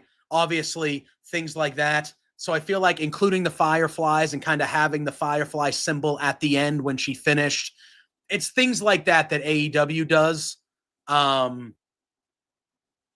I think kind of separates them a little bit. They know how to hit you in the feels a little bit just with wrestling history, even if it's not their own. And I thought that was a really nice touch to have the fireflies and all that stuff behind her. I thought that was really nice. But that was a very cool moment, and I'm happy for JoJo. And then it was main event time, baby. And it was Hangman Adam Page. It was Jon Moxley, Texas Death. And they did not beat around the bush, man. 3 minutes into this match, Hangman was stabbing Jon Moxley with the fork, and you could see the puncture. Cuts. Like, yes, it was not even, he was, and there's like somebody's like slow-moed it and zoomed in on squirting. It was squirting, you man. could see the blood literally spitting out of his forehead. And I was sitting there going, oh God. I was like, this is gross. Like, this is what we're doing here. And this match was chaos, man. Barbed wire, chairs wrapped in barbed wire, nail beds, that glass where he just dragged Hangman through the glass, and you could see the glass cutting Hangman's back as he was doing it. It's what you expect out of a Texas death match. We got all that. And then you got the last 10 minutes of this match where, like, we all knew it was coming. Avengers assemble. You got everything. The Death Riders make you know who was the star of this match to me? Marina Shafir. I thought Marina Shafir was one of, if not the star of this match. Everything that she did in this match was of the utmost importance. And I actually think that this whole Death Riders angle, I think Marina Shafir has gained the most out of it. Because I think right now, the way Jon Moxley treats her, I get Triple H and China vibes from Jon Moxley and Marina. That's the vibe I get, where Moxley confides in her. She's clearly his 1A in this group, and he knows that she will fuck everybody up, including him, if she needs to. And Moxley treats her that way. And I think Marina Shafir, you put her in the women's division, really put her in the women's division, and I think she's near the top of it immediately because of how she has been presented and built throughout this whole Death Riders thing. I thought she was the star of that show. The handcuff spot with Prince Nana, the Death Valley driver she took through the table from Hangman, from the apron to the floor, was insane. I thought she was excellent in this match. But we see the Death Riders. You knew that was coming. And then we kind of get just everybody comes out here. So, oh my God. Darby Allin at one point, we get a video on the Titantron of him cutting a promo from the top of Mount Everest where he says, Moxley, you took everything away from me. So now it is my goal to take everything away from you. And then we see a man in a blue mask in the corner doing a very familiar chant that we've seen. Not chant, but kind of gesture, I guess, that leads to a chant. A very familiar one that we have seen for a long time. He hits a Busaiku knee on Moxley. He takes the mask off. Bryan Danielson showed up in this match. I predicted that. Loved it. Then we see Darby Allin coming down from the rafters. I always get nervous. I always get nervous. I know, I do too. I always get nervous. But he came down from the rafters. And he did a coffin, and then he gets up on the corner and he does a coffin drop onto all the Death Riders from the outside. It's excellent. And then we see at the end, we see Swerve. And Swerve is out there and he has a chain. He takes out a few guys in the entranceway, and Hangman's getting to his feet in the ring. He's bloodied and battered, and he looks over, and Swerve slowly walks to the ring, and he just hands Hangman the chain. And he kind of just goes, and then we got that meme of Swerve forever where he looks like a genie. He looks like he's just. I think it was Seahawk. He wrote something where he was like the father Christmas morning who gives his kid the gift that he pretended he wasn't going to give him. There's so many good ones. But we got that with Swerve. And then Hangman takes the chain. He hits Moxley a few times with the chain, puts it around his neck, and hangs him over the rope. And Moxley taps out. And Hangman Adam Page did it. He finished the story. He is once again, the new AEW heavyweight champion. And I know you were very happy about it. And even I, who was not so fixated on the belt not being shown for a long time, I even had the feels when he opened the briefcase, showed the belt. And Drew, I'm not going to lie to you. I thought it was such a wonderfully smart touch to have the Danielson plate still on the belt. Because it showed that Moxley didn't give a fuck about that title. Yeah, it was always just to be called a champion, but not to. Incredible that the Danielson plates were still on there. The Danielson plates being on there, that was excellent. I was like, okay, that's that continuity that you need in a storyline like this. Yep. Clearly, as soon as he won that title, it went in a bag at first. Yep. And then it went into the briefcase. And it was never even touched by anybody. It wasn't even opened until All In. Yeah. Wonderful. Beautiful. And really, it was like, there were so many really good things about this match that were little things that just added to the whole aura of everything. Every single person that came out did not come out to their music. Oh. Will Ospreay comes out first. Mm-hmm. And it gets pummeled almost immediately. He got taken out via stretcher as well. And yes, that's right. He got taken out by stretcher. And it was almost like telling everybody in the back, like, oh, all right, come on, bring it. This is what's going to happen to you. Yep. Come on, let's go. Mm-hmm. It was just so beautifully done. No masks, no music.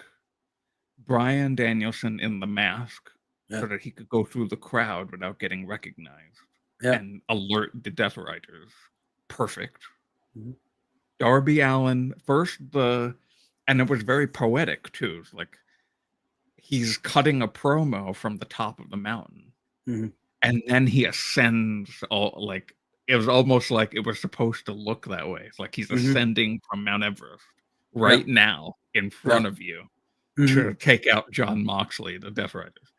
It was just so beautifully done. And then, of course, like we said, was going to be the thing. Yeah.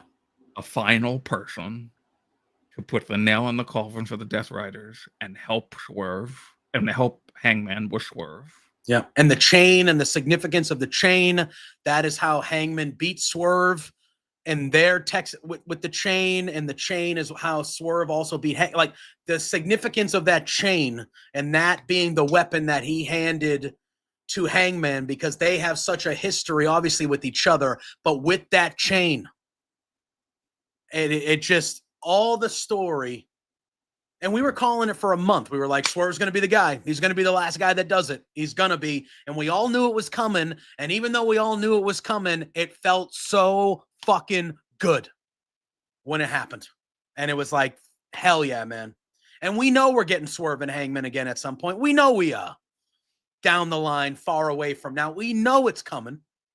And it was just beautiful. It was beautiful. We knew it was going to be that style of match. Obviously, once they made it Texas Death, it threw everything at the wall. But we knew it was going to be violent. We knew it was going to be the Avengers. Everybody's coming out there's going to be a bunch of stuff going on. And it was all that. And it was beautifully told. Like I said, it was a tremendous match. It wasn't the best. They're amazing. I agree. She used the handcuffs a few times, Marina, her own in this Death Rider story. Right. So her getting handcuffed, and you could hear and read Prince Nana's. So he handcuffs her, and then we find out it's Prince Nana, and he looks right in her face, and you can hear and see it. He goes, this is he goes, "You fucking bitch." He said that right in her face. And I was like, damn, Nana. Damn, take it easy. But I guess Marie, look, they've been causing hell for a year. Tremendous stuff. It was really good. Though, do not compare those two matches, Sandy. Not even close to the same type of thing. AEW knows how to do matches like that. The other place doesn't. You got to stop comparing the both. I know you only watch one, but you kind of bother me when you do that. Like, his name is not DB, it's Bryan Danielson. Have some respect. So, just saying. But it was amazing. It was absolutely amazing. Incredible. Now let me ask you this question. How was it for you at the end of this? Did you think, okay, this is it, it's over, he won the match, the title's raised, we see the title again, that's it, good night, we go off the air, it's over? Well, they did the pyro and they did all the, he got a big hullabaloo of a thing and stuff like that. At first, I thought he couldn't open the briefcase.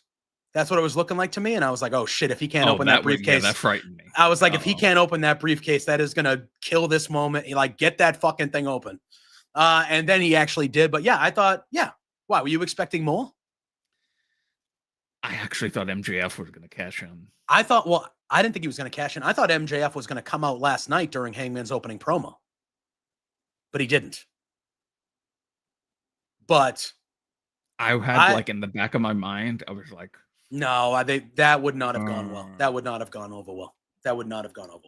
Even though I think he would have gone. Yeah, and again, he's MJF. Like, they would have made. I think that in that moment, you had to just let that go the way that it went. We needed to celebrate that man and celebrate that the Death Riders was. Yeah, I feel I mentioned that I thought that was a wonderful detail. This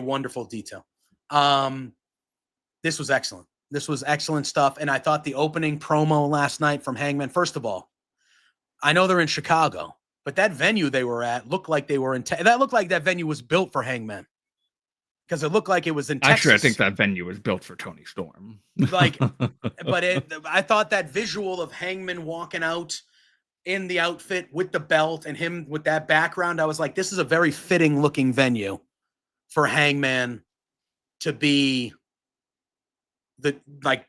getting this ovation and having his first promo. It looked like it fit him.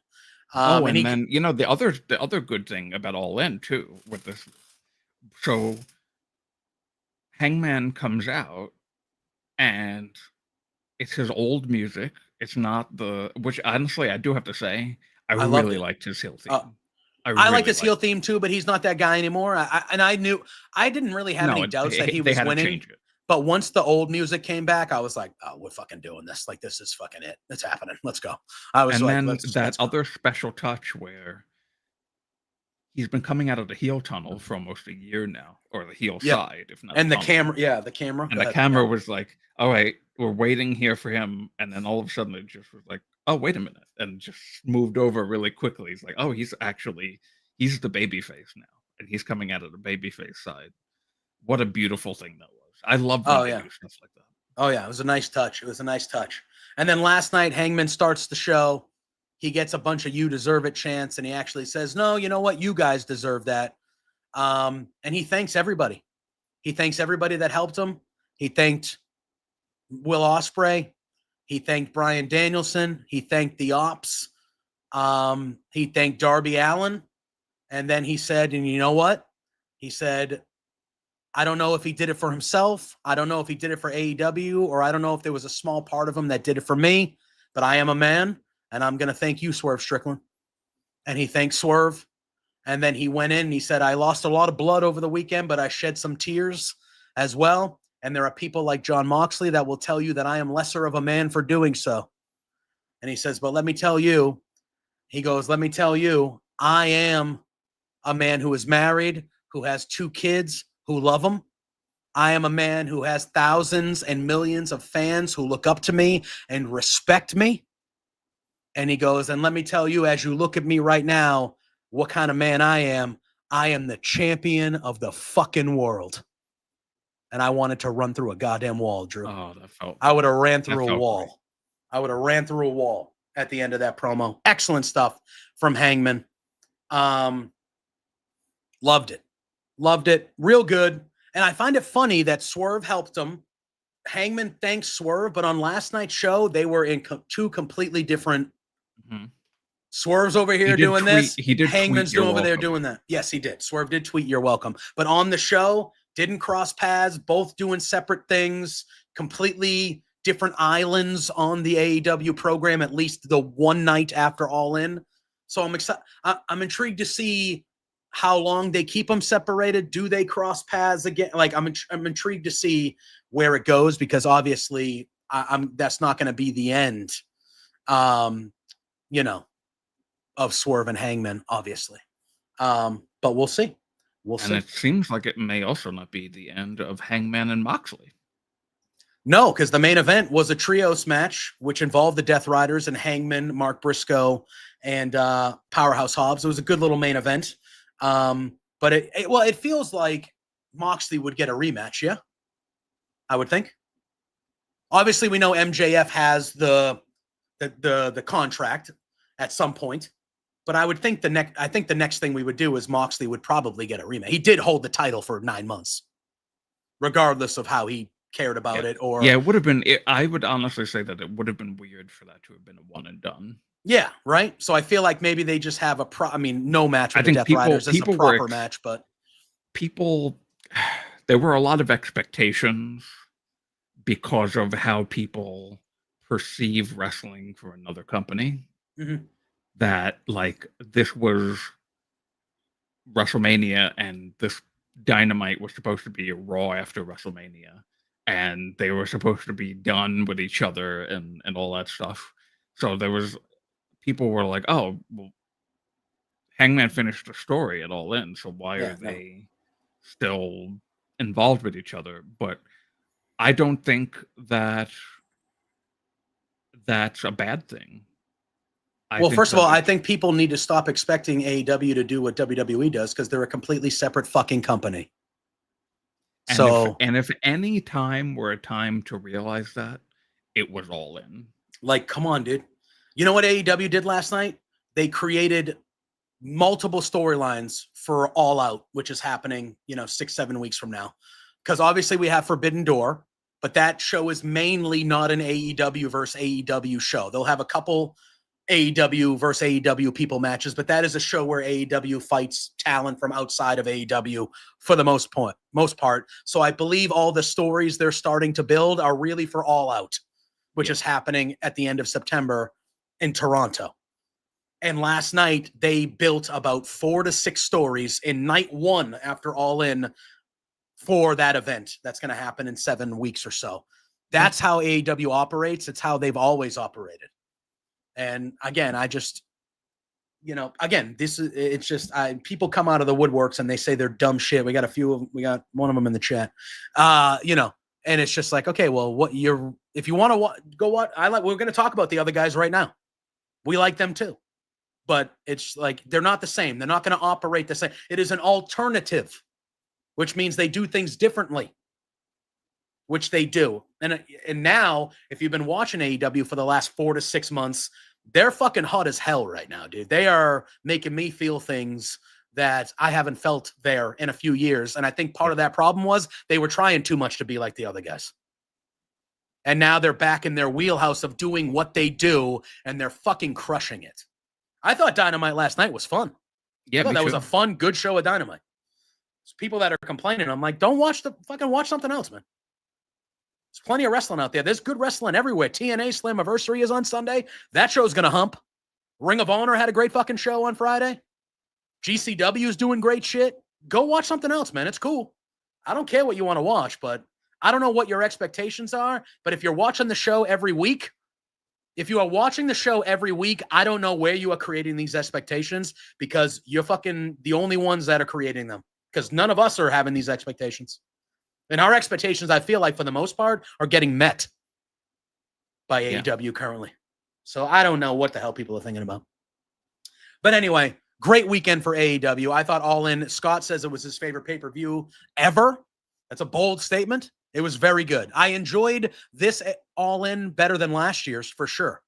I thought it was a stronger show. It was good. I loved it. 6 hours in all. It did not feel like I was sitting there for 6 hours.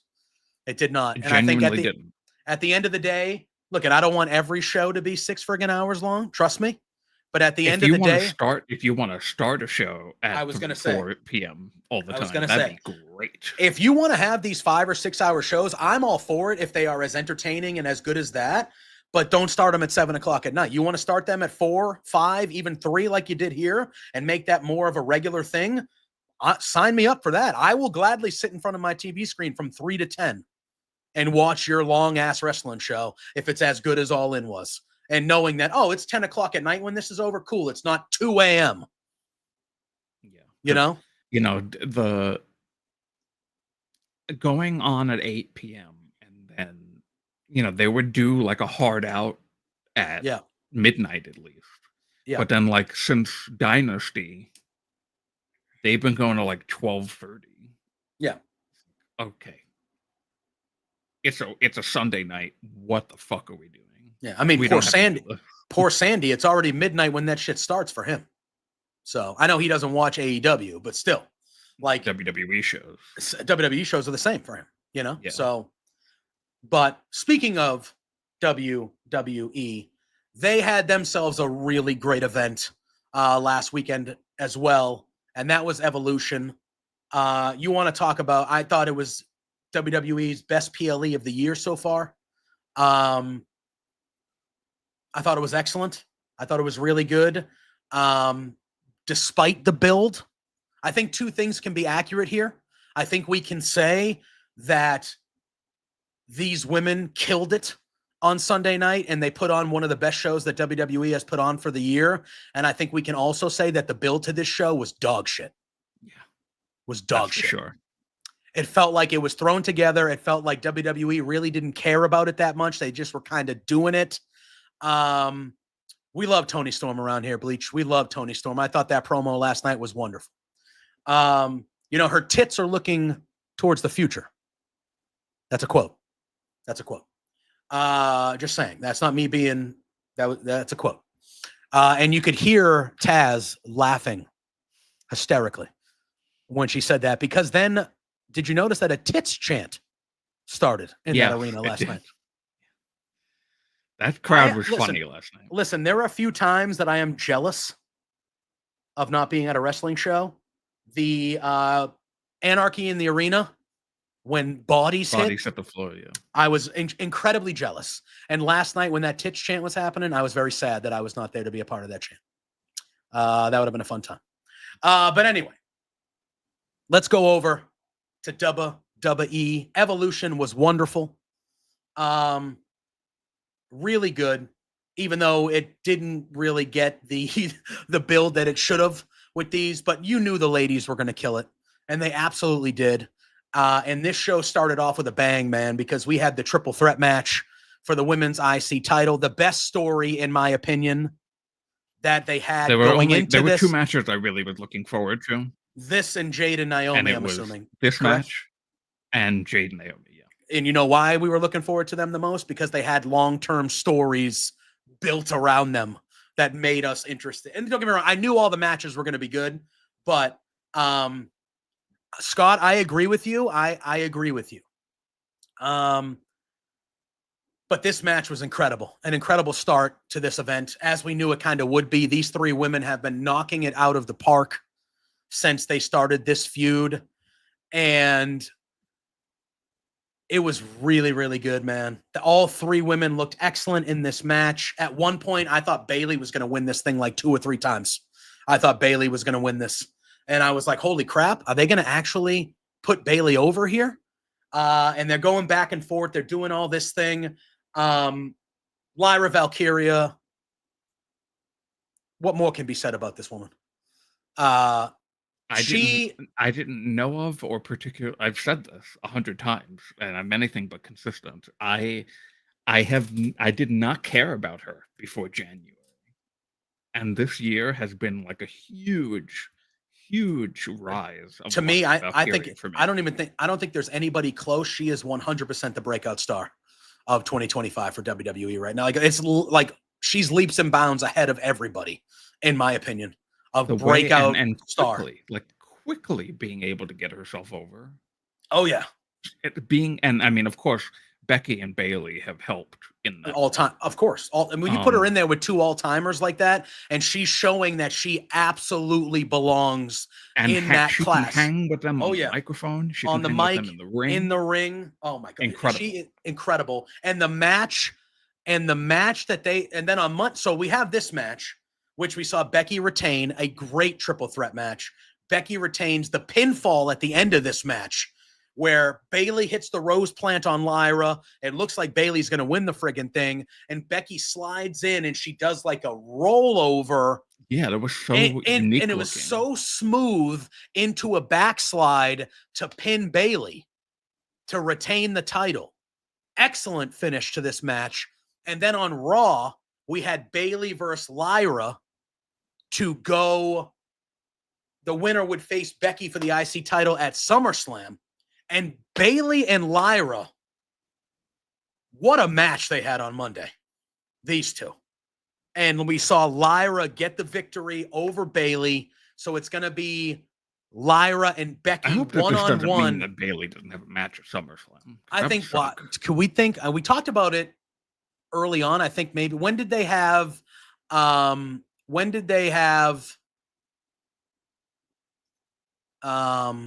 trying to think. Because Lyra and Becky fought at Backlash. That was the first one where Lyra won, right? And then Becky beat her at Money in the Bank. Correct? That's how that went? Yeah. And then they had the triple threat here. Because then it was Becky and Bailey on Raw. And then, well, I was going to say, I think it was when we were expecting Bailey to come back. I know we had talked, and there was some talk in the interwebs about Bailey aligning with Becky. Do we think we could see Bailey align with Becky now? That her and Lyra have been going back and forth here. They had that match on Monday. Bailey came up short again. In my opinion, I had always said when this started that at one point I thought Becky would win the title. I thought Becky would feud with Bailey, and I thought that Lyra would win the title back at the end of this feud, making her an even bigger star and kind of carrying the IC title while Bailey and Becky kind of moved back up towards the world title picture. I think that still could happen. Oh, Sandy, Bailey has one of the worst themes in all of WWE. Oh, God. Fucking awful. Like 90% of the roster. I still think that if I had to pick right now, I still think I'm picking Lyra to win the IC title back at SummerSlam and that be the end of this kind of thing. But now I'm like, could that Becky and Bailey alliance actually happen now? And could that happen? Well, remember 2 SummerSlams ago, Bailey came in and brought the returning Io Sky and Dakota Kai to form. That was 3 years ago? 2022. Oh, I thought it was 2020. So technically it's 2 SummerSlams ago, but it'll be 3 from this one. It'll be 3 years, okay. Right? No, yeah, 2022, because it was in Nashville. Yeah. No, so this is the third one, because we had 2023, 2024, and this will be, yeah. Oh, I don't know. I thought that whatever. You might have technically been right there, but it was 2022. So she's kind of established herself as a big moment person at SummerSlam. So maybe that does end up happening. Maybe she comes out and it looks like she's gonna maybe help Bailey, maybe help Becky. You know what I'm talking about. Lyra. And then she ends up helping Becky, turning on Lyra and helping Becky. Yeah. And that that could maybe happen. It popped into my mind, and I was like, something at SummerSlam. Like, if it's not going to be a match, it's got to be something involving this one, at least. I mean, I would hope. But just a tremendous opening to the show. I'm very excited to run back Becky and Lyra again. I have loved this feud. I think it's my favorite thing in all of WWE since it started. It was the match I was looking forward to the most on this show. And, it was a real good opener. Set the pace for the rest of the evening for sure. We then had the NXT Women's Championship. It was JC Jane defending against Jordan Grace. Now, we had seen the day prior at the Great American Bash. They actually main evented the Great American Bash in a tag match. It was Jordynne Grace teaming with the debuting Blake Monroe, formerly known as Mariah May, against JC Jane and Fallon Henley, which we saw Jordynne Grace and Blake Monroe win, as you would see. And then they showed a thing from earlier in the day where Jordynne Grace went up to Blake Monroe and she said, "Hey, I know JC's going to have her girls in her corner tonight. I would like you to accompany me to the ring tonight." And Blake Monroe was like, "No, this is your moment. Like, no, I don't want to blah, blah, blah." And Jordynne was like, no, I want you at ringside. And once that was announced, I think myself and everybody was like, oh, here we go. Blake's going to turn on Jordynne. And that's definitely happening. And this match went off. This match was a lot better than I thought it was going to be. This was a pretty damn good match that these two had. And at the end of the match, we saw Fallon Henley and Jasmine Nix. They go pick up the title belt. It looks like they're going to hit Jordynne Grace with it. Blake Monroe clobbers Jasmine Nix, grabs the title belt. She's cheering Jordynne Grace on, has the belt in her hand. Jordynne Grace goes to the ropes to try to do a move, and Blake Monroe cracks Jordynne Grace with the belt. JC takes advantage. She hits the rolling elbow. She retains the NXT. I agree, Sandy. She is very underrated in the ring. She retains the NXT Women's Championship, which I'm actually happy about because I do think she's a transitional champion, but I'm glad she got the retain. I would have felt worse if she didn't. If she just won the belt and then lost immediately. So I'm glad they did the retain and they told the story of Blake Monroe turning, because when Blake Monroe cut that promo a few weeks ago, and Pluggo pointed this out to me on Beards last week, she didn't say, "I'm going to be NXT Women's Champion." She said, "I'm going to be the next NXT Women's Champion." And her doing what she did prevented Jordynne Grace from becoming the next. So Blake Monroe can become the next, like she said. It works. Mariah May, Blake Monroe, they're better as a heel. That is right up their alley. They had a great vignette on Tuesday night on NXT as well, where they were all doing the Sabrina Carpenter-esque, like funny, cutesy, poppy. And then the music changed to this really evil, synonymous, like that's the wrong word, but this really just evil toned music. And she got dead serious. And she was like, "You're going to see why." And I'm like, ooh, are they going to let her be like violent a little bit? Because that's who she is. And the music change in that vignette was like, ooh, are they going to let her be like vicious a little bit? Because I think that would be great. But I really like this match. Was a lot better than I thought it was going to be, Drew. I was not expecting much. It was fun. And it was good. Ominous. That was what I was looking at. Yes. It was good. I just, was like, all right, next.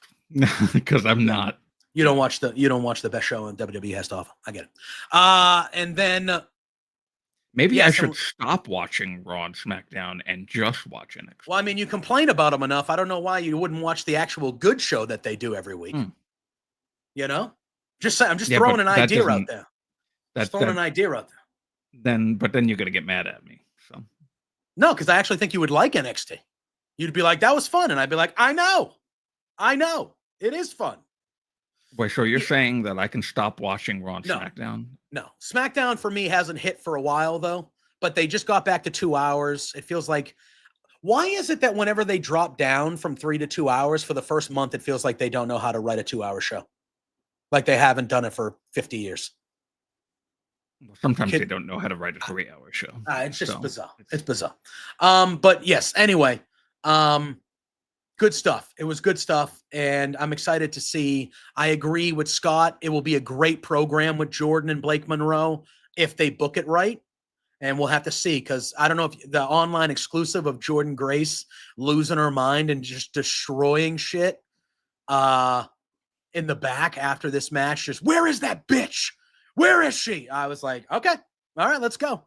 And Blake Monroe just kind of being still like the glamorous one, but then kind of flipping that switch and being like, "I'm going to fucking ruin you." I like it. I like it. And then it was time. I'm not allowed to, Scott. And then it was time. What do you mean you're not allowed to? The Tuesday night's off limits? What? No, I'm saying that Oh, I have to, be professional. So correct. We then had what I thought was one of the sleeper matches of the night, and this was the Fatal 4-Way Tag Match for the women's tag team titles. This was a lot of fun. this was very fun. I did Yeah. enjoy it. It was Alexa and Charlotte against the champions, the Judgment Day, against the Kabuki Warriors, against Sol Ruka and Zarya. And let me This tell was Let Sol me tell Ruka, you. baby. Sol Ruka. Sol Ruka and Zarya, Yep. I had fun with them. Yep. I Sol was like, Ruka was wow, also okay. on Sol Ruka was also in a 4-way on SmackDown where they had kind of one person from each of these teams fighting each other. And I will say Zarya as well. But I will say Sol Ruka, especially, those two performances on SmackDown and in this, she looked like she belonged. Zarya looks awesome. Oh my God, incredible. That's a cool look. Incredible. Really cool. Incredible. They're a very good team. They're a very fun team. It's going to be a matter of time before Zarya knocks Sol Ruka's head clean off her shoulders. And that will be fun. But it was good. Sandy, I disagree. The Soul Snatcher, I think it's a cool looking move, but it has to be set up too much for me to be. I can't buy it. Even though the one that Charlotte took was really good. And I want to talk about Charlotte here because Charlotte got a hot tag in this match, man. And let me tell you, the admiration and the love that she got from that crowd when she did that tag in, you could see how much it meant to her in the middle of the match. And I almost feel like she needed that. Because, like, you could see she got that hot tag. She came in, she did all her business, and that crowd was losing their mind for Charlotte. And you could see how emotional it made her. And I think that this tag team with Alexa is pulling out a different side of Charlotte that we haven't really seen from a character standpoint in WWE on TV. Because she's been this, I'm a Flair, I win everything, I'm better than everybody for a decade. And now we're seeing her have fun, and she's doing cute shit with Alexa. She had a Players Tribune article last week there where she was talking as herself. She wasn't being character Charlotte. Excellent. Really good. And I think if people read that, you would think a little bit differently about Charlotte. And I think what they're doing with Alexa, I thought there were points in this match where I actually thought they were going to win this friggin' match. It was really good. And I'm not a huge fan of The Undertaker's podcast or anything like that, but Charlotte was on the guest last week as well, and I've seen some clips. She was hilarious on that show, and I'm just like, where is this Charlotte been? Like, the babyface runs would have worked if you were this Charlotte, not the same character you were, and it's just like, I feel like we're seeing more of Charlotte as a person, and I feel like that's coming out, and like, this just goes to show you that real wrestling fans, and this is not a knock, Drew, I know you're a real wrestling fan, but real wrestling fans, they know greatness when they see it. And they appreciate Charlotte. And the people that actually paid money and are advocates and really strong advocates for women's wrestling, they gave Charlotte the respect that she deserves with that ovation and how they treated her in this match. It just shows that most of, if not all, because I know you're not one of these people and the people in the chat, most of the wrestling fans that bring the hate for Charlotte, they're not real people. They're just typical social media, negative, mom's basement dwellers. They don't know what's in front of them. And let me. Thanos is going to snap his fingers, and I'm going to disappear. Apparently, no. Like I said, I haven't seen that movie, so don't spoil things for me. But like I said, it seemed like this Charlotte, I just felt like she needed that moment. It felt like she was ready for it. And it meant a lot to her. But we did see the Judgment Day retain. And I will tell you what, Raquel Rodriguez, another standout performance by her. She's performing at a level since the live injury that she's raising her stakes and raising her I'm not thinking of the word. I'm having brain farts this morning, but she's raising her level as well as I think. Right. I think she's that? My apologies. Oh, no. Okay. Good. But I think Raquel. War sounding helicopter sound. That's it. Oh God, like a med thing, like a medical. It goes by a few times. But I thought Raquel Rodriguez was excellent in this match. I thought this match was a lot of fun. Yeah, this was a fun match. Yeah. I will say again, Charlotte is Charlotte, and I'm not going to boo her. I'm not really cheering right now either. It's just like it's Charlotte, and I get that she's a real human being, and I am happy that she's a real human being doing what she loves. And I did not get to read the Players Tribune thing yet. I will. I will go and read it. I don't know if it's going to change my opinion, but good for her for that performance in that match. I thought she was really good. I've never said that she's bad, actively bad. I've never said that. I just hate her character. And she was kind of a bitch in this feud with Tiffany. Oh yeah. Look, I'm not saying that she did herself any favors. I'm not saying that she did herself any favors, but I kind of agree with Fernando, where I said most the hate that Charlotte gets is not because of who she is, it's because of how she's booked. Like, that's not necessary. What is Charlotte supposed to say? No? She didn't help herself. In the feud with Tiffany, 1,000% did herself no favors. And I understood, and I was critiquing her in that as well, even though I'm more of a pro-Charlotte guy. But I was very, very critical of the way she was handling business during that. I did not think it was professional. But at the same time, I think most of the hate that she gets is not because of who she is. I think it's because of the way she's been booked in her WWE career. And I don't think that that is necessarily her fault. Like, again, if you're working at WWE and they come up to you and they say, hey, you're winning this one, are you going to say no? You'll go, okay, cool, great, I'll be champion, please. So I'm pretty sure anybody, if they went up to Cody all those times and we're like, hey, we're going to put the belt on you again, Cody would be like, okay, cool. Yeah. Or you could be, selfless instead of selfish. I agree, but I feel like most people in the wrestling space, most that wrestle, would not be. They would say yes as many times. John Cena never said no. Everyone loves John Cena. Now, but you know what I mean? It's the same thing to me. They treated Charlotte like the female version of John Cena with her, the way she won all the time, and she got the same hate. But now, guess what? Everyone loves John Cena, and I feel like we're getting there with Charlotte. I feel like the tides are turning for how people feel about Charlotte. And I would like to actually see them. I didn't think I would like this pairing, but I kind of want to see them continue as a pairing for a little bit. I think they will. Yeah. There was that one moment where Charlotte helped Alexa. Yeah. And she pulled her, they were sitting up on the turnbuckle. Yeah. Together. And Alexa just like looked up at her like shocked a little bit. Yeah. And then I saw Charlotte mouth like, I got you, girl. And I was like, okay, that was nice. Yeah. And then I think I could get behind a completely changed Charlotte Flair. Yeah.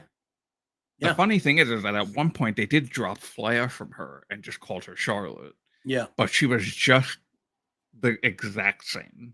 Yeah. Nothing changed at all. Yeah. And I think this is the first time, whether she's been a heel or a face in the history that we've seen her on the main roster, I think this is the first time where we are actually seeing changes in the character. And I think it's clearly working for her. Because I don't think she's a hateable person. You read that Players Tribune article and you're going to be like, that is a Charlotte that I would root for. That is I like that shirt too, Ophelia. We're not friends. We're allies of convenience. Like, we're not friends. I love that shirt, the We're Not Friends shirt. Ophelia pointed out to me on Friday when they did that 4-way with the single competitors from these teams. Alexa was the one who fought for the team. And Charlotte and her were like being funny with each other on the way down to the ramp. And Charlotte looked at her and was like, good luck, sweetie. And it was just like, that type of stuff to me that's a different side of Charlotte. And I think that's a side that the people will get behind. So we'll see. But I hope they continue this, because I think it's doing really good for Charlotte on screen. But I actually think it's doing really good for Charlotte personally. I think it's doing good for her, because she's had a rough few years personally, injury-wise. And I like I said, when she hit that, like she did the yell that she always does, but you could see that crowd and that reaction she got, that meant a lot to her in that moment, and it brought more life to her in that moment. And I think, yeah. Now we just need Triple H to get over the Flair obsession. Yeah, and look, it was happening well before. It was happening well before he got in charge too. That's just something they've continued, kind of just with Charlotte because she's Charlotte. But this is good. I'm digging this. Keep this going. This is good. It was WWE Women's Championship time. It was Tiffany Stratton. It was Trish Stratus. Trish Stratus has no business still being this good. No business. But this was probably, again, not a bad match, but just because the lack of build and kind of the legend versus I didn't expect Trish to win this match at all. I kind of knew what was happening. It wasn't a bad match. I thought it was pretty decent. I thought Trish looked really good in this match. She looked like she literally didn't miss a beat. But Tiffany wins with the prettiest moonsault ever, and it was a good one. She hit a good one on Trish. 18 years it was since Trish's last singles match. 18 years. And she looked great. She looked like she could still go regularly if she wanted to. This was a pretty decent match. My lowest rated match of the show. But that, again, doesn't mean it was a bad match. I thought it was a fine to pretty good match. But again, I knew Tiffany was winning. I didn't expect anything to come of it. I'm glad that they gave Trish that standing ovation after, and she got that moment. She deserved that. But yeah, I thought this was fine for what it was. Same. Yeah. Sandy, I don't know. I think Trish hinted that they kind of had plans laid out throughout the rest of the year. So I feel like we might see her again, or because it is her 25th year in the business as well. And that's kind of getting glossed over because of everything that's happening with the Cena farewell tour. But it is her 25th year. And they've I know earlier in the year when they kind of made that a thing in the Toronto show where she teamed with Tiffy and stuff like that. But she's having a celebratory year as well in wrestling. So I would like to see more. And then it was time for no holds barred action, Drew. I loved this match. Jade Cargill, Naomi, the culmination, violent. Bianca Belair, special guest referee, that pop that Bianca Belair got. Holy shit. That pop that Bianca got. But this was a lot of fun. Weapons galore. Good spots. The spot where Naomi threw Jade into the bottom of the commentary desk and the monitor kind of sparked and flew. And that was a very cool spot. The toolbox where she threw it at like Naomi's head and Naomi barely moved out of the way. And the camera spot with Jade where she took the camera and beat her up and then just threw the fucking camera out of the ring like it was nothing. I'm like, that's probably like a $20,000 camera you just hucked across but it was really good. It was fun. The match ends with an avalanche Jaded from the second rope through a table on Naomi.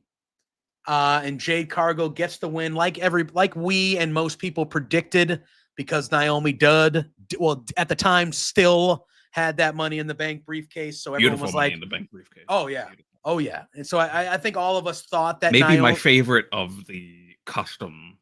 It's up there. I think both of them look great this year. I think Seth's looks clean as well with the black and gold. Like, I think they both look really, really good, but I love the caution tape. I love it. But I love this match. I thought it was violent. It was fun. I thought Jade was really good. I thought Naomi did a good job of carrying the match when she needed to. The Bianca element was good. She kind of really did play it fair and square. No real bullshit coming out of Bianca, which was nice. But Jade gets the win. And afterwards, we see Bianca raise her hand and they both give each other kind of a side-eye glare and things of that nature. I liked it, Drew. I liked it a lot. I thought this was good. Yeah, that ending, the Storm, what did they call her finisher? The Jaded, right. Through the table, the Slim Jim table. Yeah. Very, yeah. This was a really, really good match. And That's when we should have went, oh, yeah, of course. Noima's going to cash in tonight at some point. Yeah. Because that's what happens when you're a Money in the Bank holder. You lose. Yeah. Yeah. Until you win the cash in. Yeah. Yep. That's usually how they do it. Bianca still had her finger was still wrapped up in Brank and kind of so we'll see, but I'm assuming the fact that she's was there for this. I know obviously they wanted to make her a part of Evolution as she should be. I'm hoping we start to see her back regularly. Obviously she's she's one of the best to ever do it, Bianca. The main event. The main event's not next, right? No, we have the Battle Royal first and then the main. Okay, yeah. Well, the Battle Royal was the Battle Royal. A bunch of shit happened. I thought it was good though. I thought it was good. I thought we would have more. Ophelia just said it a little earlier. She said she was a bit sad there weren't more surprises. I wasn't sad because I thought they focused on the current talent they have on their roster at all levels, which I thought was good. That's exactly what should have been done. Yes, I would have liked maybe a surprise, maybe one or two surprises, but I thought they did a really good job of going, hey guys, like, I know we have other women, in the bigger matches tonight, but like, look at all the talented women we have right now. Like, look at this. Like, this is NXT, both Raw and SmackDown. Like, we have a plethora of really good wrestlers here. And we saw a bunch of them in there. Stephanie Vaquer was the favorite going in. I thought it was a nice touch to have Lash Legend be the last person with them. With Stephanie, that you can tell Jada Parker had a good showing out as well. Lash looked excellent in this match. She eliminated Nia Jax. She eliminated Chelsea Green. I mean, she eliminated Nikki Bella. I thought that this was really good. I thought this was a good battle royal. But like you said, you've seen, if you've seen one battle royal, you've kind of seen them all. But I thought that this was really good, and it was really a showcase of all the incredible talent that they have. But Stephanie Vaquer was the favorite. It was her and Lash Legend at the end, and Stephanie hit the devil's kiss on the apron, and Lash fell to the floor, and Stephanie Vaquer got the win. After the match, her and another Stephanie McMahon, are in the ring, and Stephanie asked her a question in Spanish. Stephanie did the meme. Which was wait, did she? What'd she do? The Stephanie, she's the face of the meme of like the white woman asking the Spanish. Oh, okay. That one. Yeah. Asking the question in Spanish, but not having any Spanish flair to it whatsoever. No, look at, if I have to, I can talk a little bit of Spanish. If I have to talk Spanish, that's how I sound, like the most American person ever talking Spanish. That's just how I sound. I don't even try. I'm just like, I can't. Like when you're ordering at the Mexican restaurant or something. I don't remember the exact. It's so funny. Yeah, like I sound so white. But I can speak a little bit of it. But yeah. So Vaquer says, this is her. She talks in Spanish at first, and then she switches to English, and she says, "This is a little difficult for me because English is not my first language." And the crowd cheered for her. And I thought that was very nice. I was like, hell yeah. Like, I liked how the crowd was like, fuck yeah, that's cool. We don't care about that. That's cool. She thanks Stephanie and every woman that came before her, because of them, they can make history. She said tonight's a big show and was an amazing experience for her career. And she promises that she's going to keep working hard, and you will remember her name forever because she is La Primera. And she's going to go to Clash in Paris. And at this moment, we'll talk about it right now, the champion that she will face, because we then had this main event, Drew. And obviously what happened at the end, everybody's talking about, as we should be. But before that, Rhea Ripley and Io Sky were having themselves a fucking classic. This match was incredible between these two. Real good. And these two have great chemistry. Absolutely not, Fernando. I will not subject anybody to that and embarrass myself. Let me hear you. but I can pick up some stuff. I can understand it way better than I can speak it.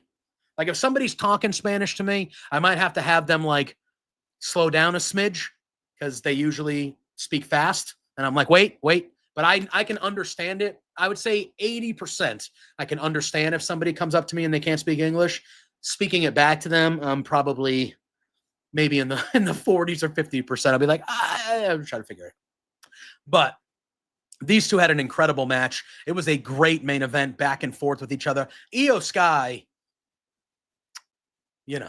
listen, Tony Storm's in the conversation. Mercedes is in the conversation. Vaquer is in the, but Io Sky, pound for pound, might be the best women's wrestler on the planet. She is incredible. And Rhea's no slouch either. These two were having themselves a banger of a match. They were going back and forth. It was physical and violent. They were beating the crap out of each other. At one point, the ref took a bump and they went through the crowd and they were beating the crap out of each other. They get back in the ring. Io hits the moonsault, which I thought was going to end it. And I thought, holy crap, Io's going to beat her again. But Rhea kicked out. And much like I felt in the match at All In when Mercedes kicked out of the 3 Storm Zeros, I was like, well, Rhea's definitely winning now. And that was not the case. As right after that moonsault, when they were both laid out, Naomi's music hits. She comes down to the ring, still selling the injuries from the match she had with Jade earlier. She goes to cash in. You could see she wanted to hit Io, but she waited because the bell hadn't rung yet, and that would have been a DQ. So very smart on Naomi's behalf. Smart. Because once it becomes a triple threat, there is no DQ. Right. And Naomi's yelling at Alicia Taylor. She's like, fucking don't say it. Say it. I want to hit her. And the bell rings and she hits her with the briefcase, gets in the ring, throws Rhea through the middle rope, shoulder first into the post. Rhea is out of the ring. She hits the split-legged moonsault and she gets the 1, 2, 3, a successful cash-in and a new WWE Women's World Champion and a new World's Champion on the women's side on Raw. Naomi leaves Evolution as the Women's World Champion. They celebrate on the ramp while Io and Rhea kind of get up, and they had a nice moment in the ring where they kind of hugged each other and the crowd gave them their respect for how great a match they were having before this cash-in and stuff like that. Just well done. I know you said you didn't vibe with it. Scott in the chat says he thought they ruined the main event with the cash-in. I think that was a moment that 98% of everyone loved. Well, no, I wouldn't say it was ruined.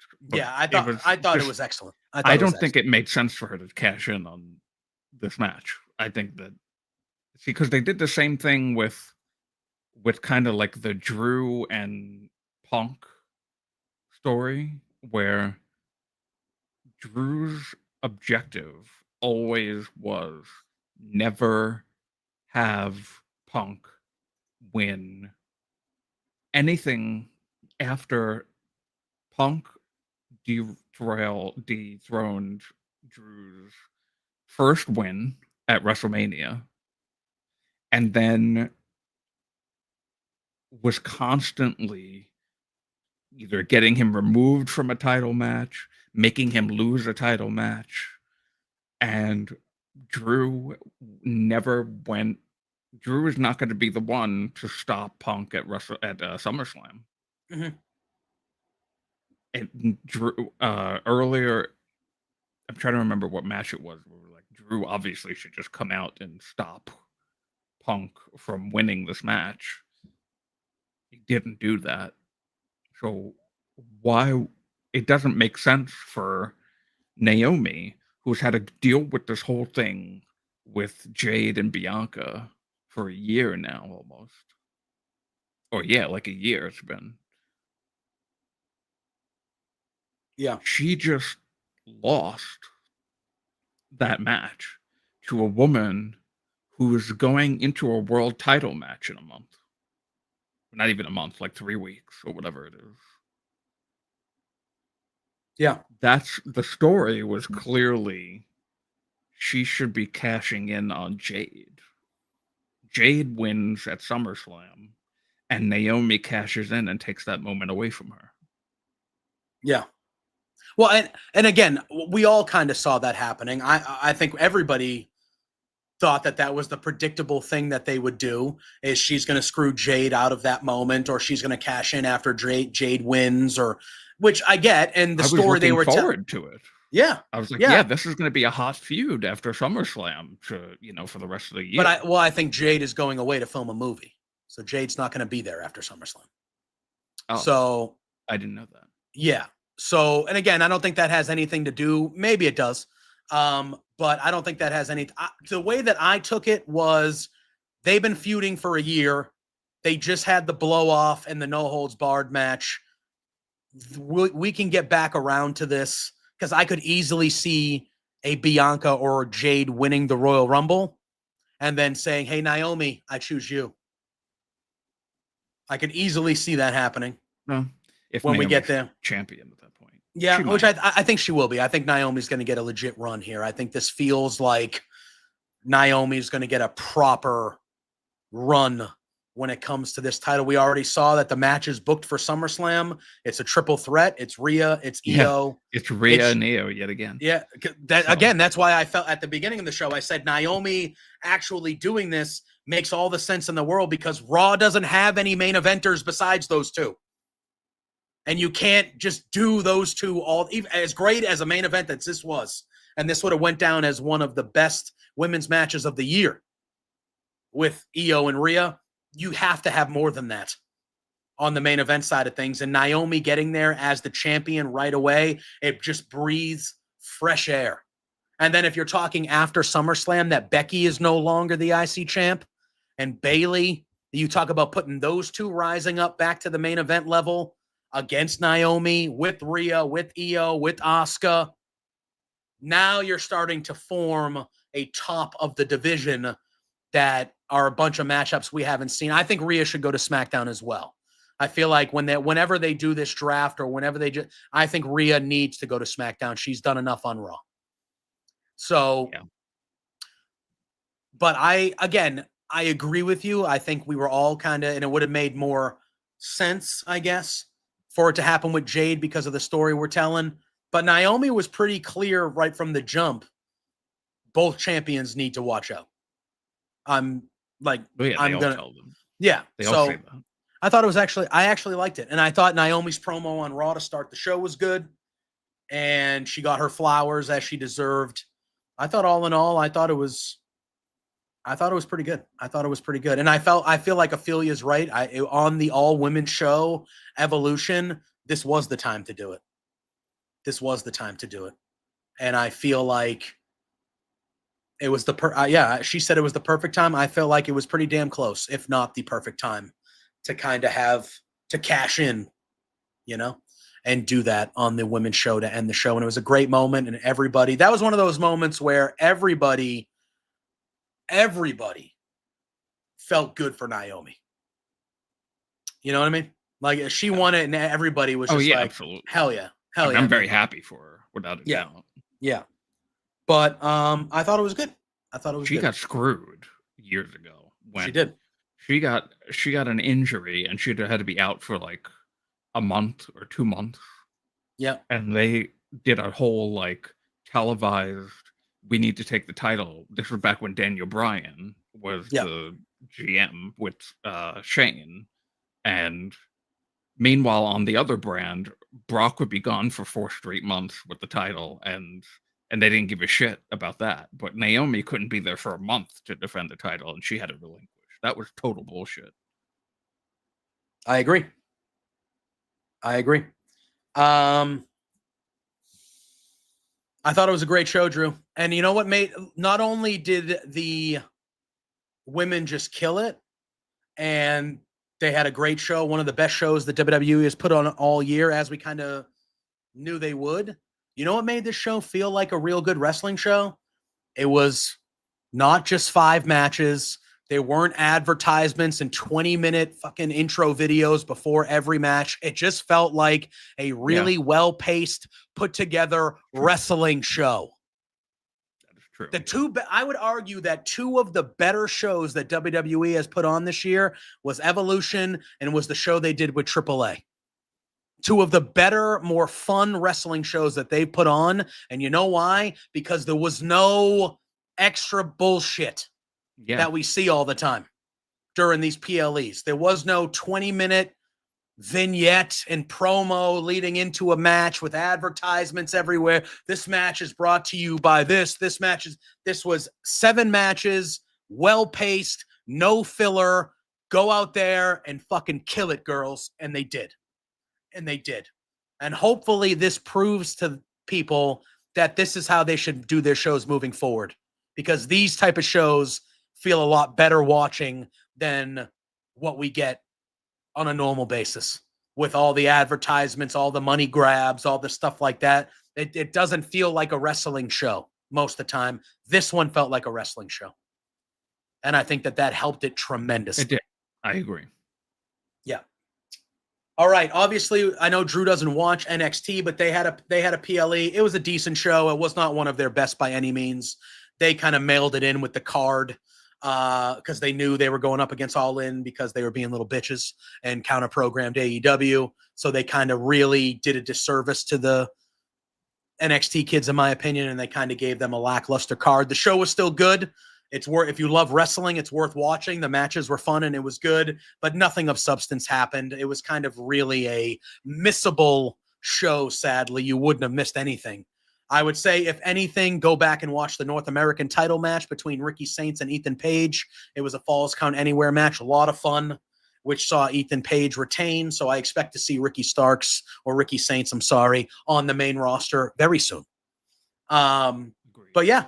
All in all, I would say go check that out if you like wrestling. It was a good show, but nothing of real substance happened. Saturday night's main event was more newsworthy than actual substance to it, which we discussed at the beginning of the show. But yeah, I thought Raw was pretty good.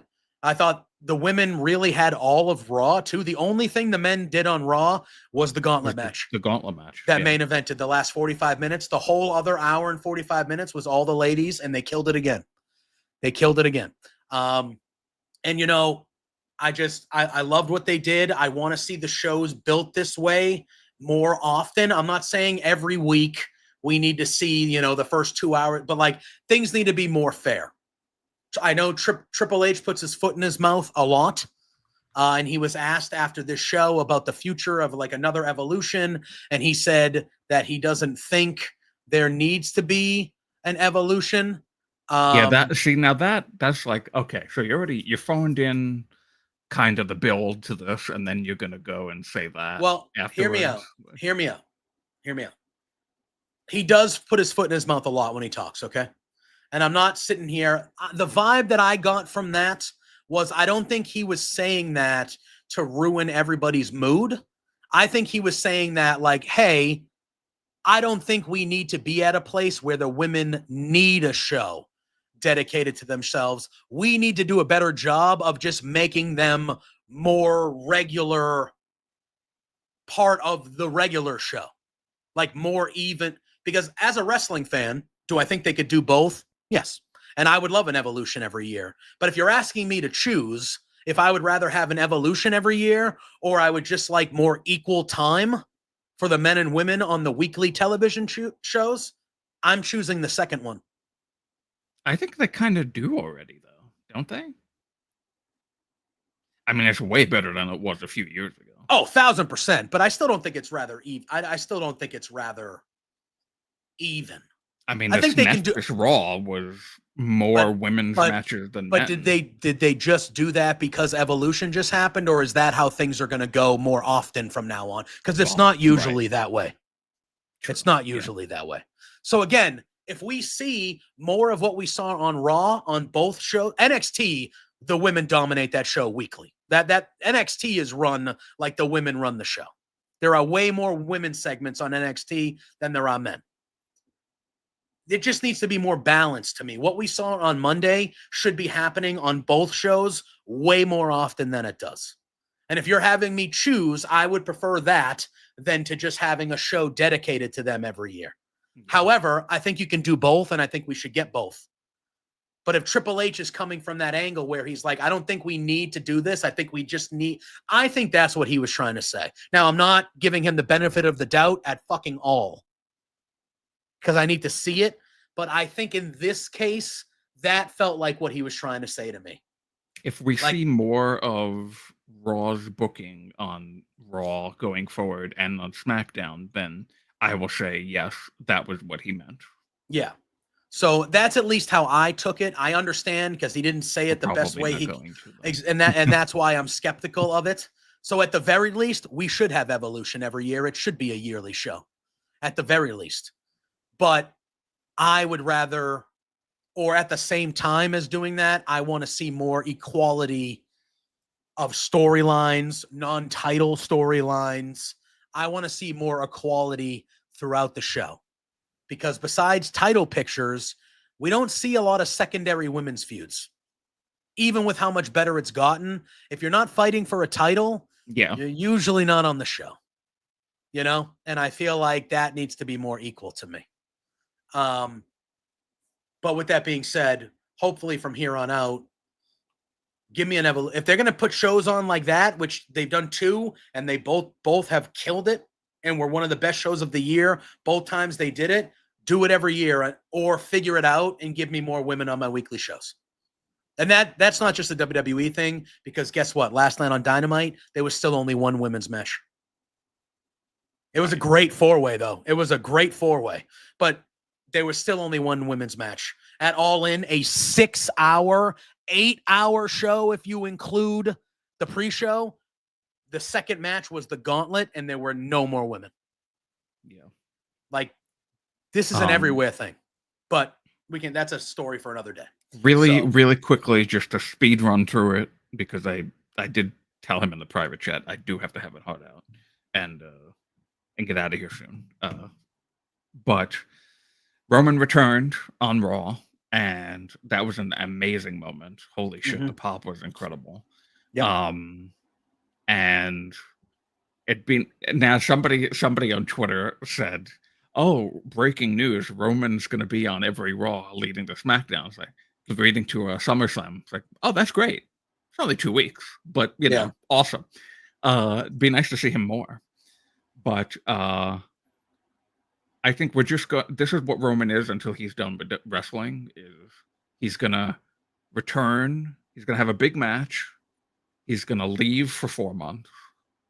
Going to return, do a couple of weeks of TV to the next big match, and then leave for 4 months again. That's just that's the Roman thing now since like almost 2 years. I think it's been almost 2 years now of that. So, and this what is OTC1? What is that's what they're calling him now? Is he like a plane? What is this? That's what they're calling him now. OTC1 is what they're calling him. So I don't know. The original tribal chief is already 1. So to say original tribal chief 1. Yeah. I don't know. What? I don't know. Anyway, so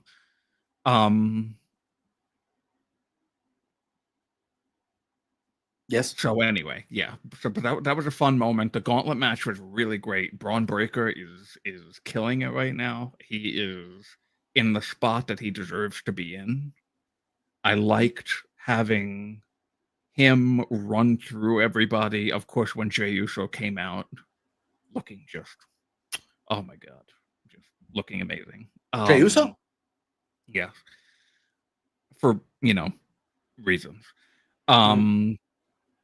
He then needed the help of Bronson Reed. Bronson Reed then was the guy who got it done really for Braun, and their names are too similar, so it's sometimes you get them confused.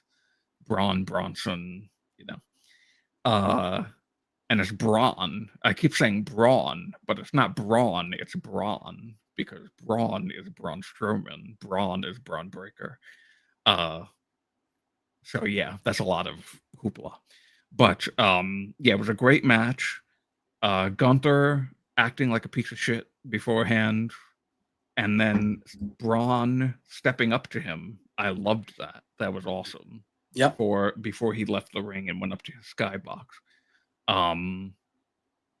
That was great. Really loved that. So there was no Seth.